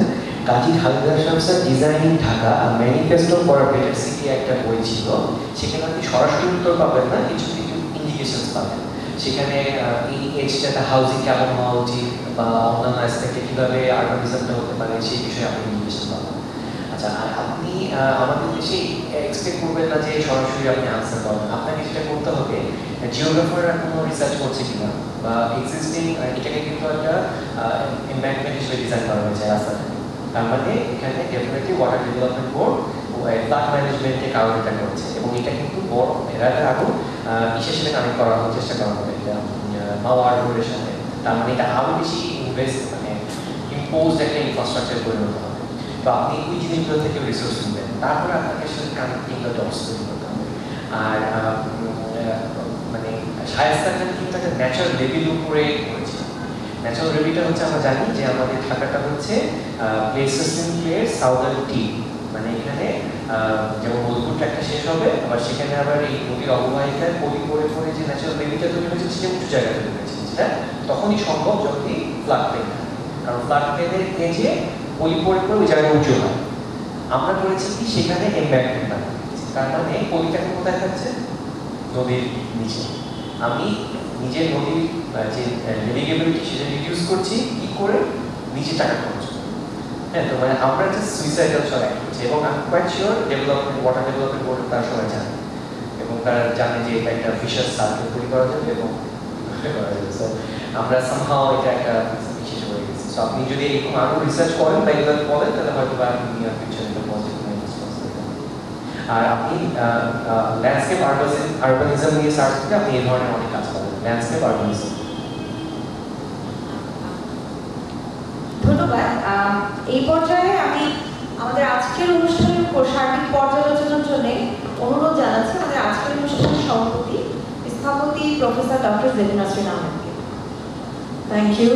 আমি প্রথমে আসলে ধন্যবাদ জানাবো আমাদের এক্সপার্টসদেরকে যারা আমাকে এত সুন্দরভাবে এক্সপ্লেন করেছেন তাদের মানে যে ল্যান্ডস্কেপ বা নেচার কেমন করে আর্কিটেকচারে মিলিত করে বা ইউজ করে কেমন করে আর্কিটেকচার ক্রিয়েট করা যায় সেই জিনিসগুলো সম্বন্ধে অনেক সুন্দর একটা আলোচনা আজকে হয়েছে। আমার রিজিনাল অ্যাপ্রোচ নিয়ে কথা আমাদেরকে দেখালো কেমন করে পুরা পদ্মা এবং যমুনা রিভারটা নিয়ে কাজ করা যায়, মানে বাংলাদেশের চিত্রটা নিয়ে কেমন করে চিন্তা করা যায়, রিভার সাইন্টিফিকরা কেমন করে এটা রিজেনারেট করছে এমনভাবেই তৈরি করা। আমাদের রিজেনারেশন মানেই হচ্ছে এফিশিয়েন্ট, ওখানে আমাদের অতিরিক্ত কিছু দিতে হচ্ছে না, অল্প দিলে সেই কিন্তু ফেরত দিচ্ছে। এই ব্যাপারটা কিন্তু ইজ ভেরি ইম্পর্টেন্ট নেচার। এই জিনিসটা সম্বন্ধে সুন্দর করে আমার প্রথম লেকচারে পেলাম। রবির লেকচারটা তো খুবই তার অ্যাবসলিউট তার নিজের কাজ এবং তার প্যাশন, আমি বলবো সেই প্যাশনটাকে সে কিন্তু আমরা অনেকেই কিন্তু অনেক প্যাশনেট হই অ্যাবাউট লটস অফ থিংস, কিন্তু আমরা ওটাকে কন্টিনিউ করি না, কিন্তু he has continue that and he is lived with that. এবং ওখান থেকে তার লার্নিং যেটা আমাদের সঙ্গে শেয়ার করেছেন সেজন্য তাকে ধন্যবাদ জানাবো। খুবই সুন্দরভাবে এবং অনেক কিছু আমরা জানি না, সে নিজেও হয়তো জানতো না, ধীরে ধীরে শিখে শিখে এখন সে তার আর্কিটেকচারে যাতে এটা সবসময় ইউজ করা হয় সেই ব্যাপারটা এবং understanding of how to include nature in architecture সেটার উপরে খুব সুন্দর করে দেখিয়েছে আমাদেরকে এবং সে নিজেও বুঝেছে। এবং স্পিসিসকে প্রাধান্য দেওয়া, not only humans but all স্পিসিসকে প্রাধান্য দেওয়া, এই ব্যাপারটা কিন্তু আমাদের যতদিন আমরা ওই আন্ডারস্ট্যান্ডিংটা আসবো না, আলোচনা কিন্তু আমরা নিজেদেরকেই সার্ভ করবো, এই জিনিসটা যতক্ষণ না আন্ডারস্ট্যান্ডিং হবে ততক্ষণ পর্যন্ত আমরা এই কি বলে ল্যান্ডস্কেপিং এর ব্যাপারটা কিন্তু জাস্ট একটা প্যাশন হিসেবে চিন্তা করবো। This is actually a vital part of our architecture, এই ব্যাপারটা কিন্তু আমাদের চিন্তা করতে হবে। এবং এই ল্যান্ডস্কেপটা যে আমাদের আর্কিটেকচারের সঙ্গে হ্যান্ড ইন হ্যান্ড অ্যাকশন কাজ করতে হবে, না অ্যাজ অ্যান আফটার থট, এই ব্যাপারটাও আমরা সুন্দর করে পেয়েছি। এবং পরে যেটা আলিয়ার যে স্লাইডসগুলো সেখান থেকে আমরা বুঝলাম। এবং মাল্টি ডিসিপ্লিনারি অ্যাপ্রোচ খুবই প্রয়োজন, এই জিনিসটাও কিন্তু স্পষ্ট হয়ে গেছে, not only from lectures but also from the participation here. এবং পার্টিসিপেটরি ভাবেই কিন্তু কিন্তু আগাতে হবে। We have to take all the players with us, all the human players, but also all the species players. In species বলতে আমি not only the live birds and the owls and the animals বলছি, I'm also insect, but I'm supposed to talking about the plants. These are all necessary for us to continue in biophilic design. আমি আপনাদের সবাইকে ধন্যবাদ জানিয়ে আমার বক্তব্য এখানেই শেষ করছি। I'm very happy that we've still got an audience after a long after the evening. Thank you very much for your patience, and I hope that you have been benefited from this discussion. Thank you. Thank you madam. আমাদের আজকের অনুষ্ঠানে আমরা একদম শেষ পর্যায়ে চলে এসেছি। Vote of থ্যাঙ্কসের জন্য আমাদের কাছে উপস্থিত থাকার কথা ছিল article Mohammad Nafisur Rahman, secretary environment and urbanisation, কিন্তু উনি পারিবারিক কারণে আজকে উপস্থিত থাকতে পারছেন না। এখন আমি ভোট অফ থ্যাঙ্কসের জন্য অনুরোধ করছি বাংলাদেশ স্থপতি ইনস্টিটিউটের সাধারণ সম্পাদক ফারহানা শারমিন ইমুকে। বলার সময় হয়ে গেছে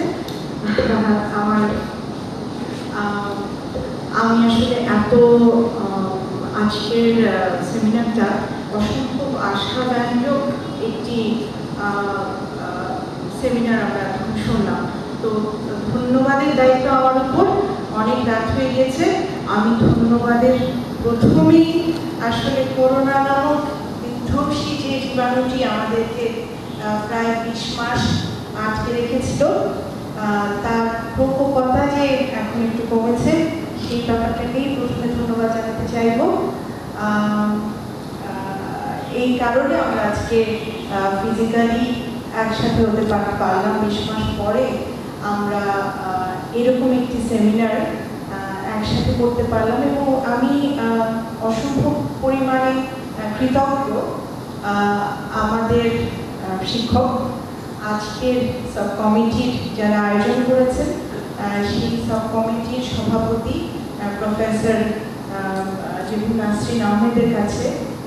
তিনি এতদিন পরে যে সেমিনারটি দিয়ে আমরা ফিজিক্যালি একসাথে হওয়াটা শুরু করলাম, তার বক্তব্য, তার ভিতরের যে আলোচনার বিষয়বস্তু, সেগুলো অত্যন্ত সময় উপযোগী।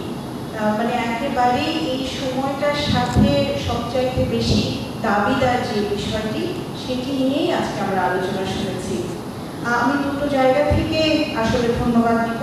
বাংলাদেশ স্থপতি ইনস্টিটিউটের সাধারণ সম্পাদক হিসেবে আমি এনভায়রনমেন্ট অ্যান্ড আরবানাইজেশন কমিটির অন্তর্ভুক্ত বিল্ট এনভায়রনমেন্ট সাব কমিটিকে ধন্যবাদ জানাচ্ছি। এই কমিটির সভাপতিকে তো অবশ্যই, তার সাথে সাথে সদস্য সচিব আলবি মুতাসিমকে বিশেষভাবে কৃতজ্ঞতা জানাচ্ছি। তার অপরিসীম পরিশ্রম এবং তার সঙ্গে যে টিম ছিল, তাদের সকলের পরিশ্রমের কারণে আজকে আমরা এই অনুষ্ঠানটি করতে পারলাম। বক্তাদেরকে অবশ্যই ধন্যবাদ। স্থপতি রবিউল ইসলাম, স্থপতি আহমেদ আল মুহাম্মদ, স্থপতি আলিয়া শহীদ। আলিয়া শহীদকে আমি অসুস্থতা বলবো না, প্রেগনেন্সির কারণে তিনি উপস্থিত থাকতে পারেননি। আমরা এই এখন যারা উপস্থিত আছি আজকের অনুষ্ঠানে, তাদের সবার পক্ষ থেকে শুভকামনা জানাচ্ছি আলিয়া শহীদের জন্য। এবং অবশ্যই আজকের অনুষ্ঠানের সঞ্চালক বা মডারেটর জুবাইরা গুলশান আরা, তারও একটা ছোট প্রেজেন্টেশন ছিল যেটা আমাদের জন্য অত্যন্ত কাজের। আমি এখন এই সাব কমিটির পক্ষ থেকে বাংলাদেশ স্থপতি ইনস্টিটিউটকে ধন্যবাদ জানাতে চাই।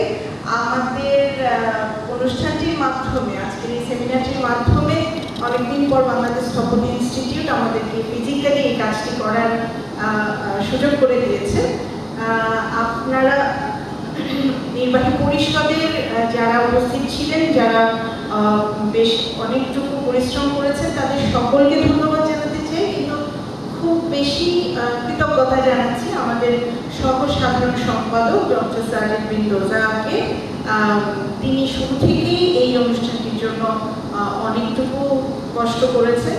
কোষাধ্যক্ষ মাসুদুর রশিদকে ধন্যবাদ জানাচ্ছি এবং অবশ্যই আমাদের সম্পাদক পরিবেশ এবং নগরায়ন মোহাম্মদ নাফিজুর রহমান, যিনি বিশেষ কারণে উপস্থিত থাকতে পারেননি শেষ মুহূর্তে, তিনি শুরু থেকেই এই পুরো ব্যাপারটির সাথে সহযোগিতায় ছিলেন, তাকে ধন্যবাদ জানাচ্ছি।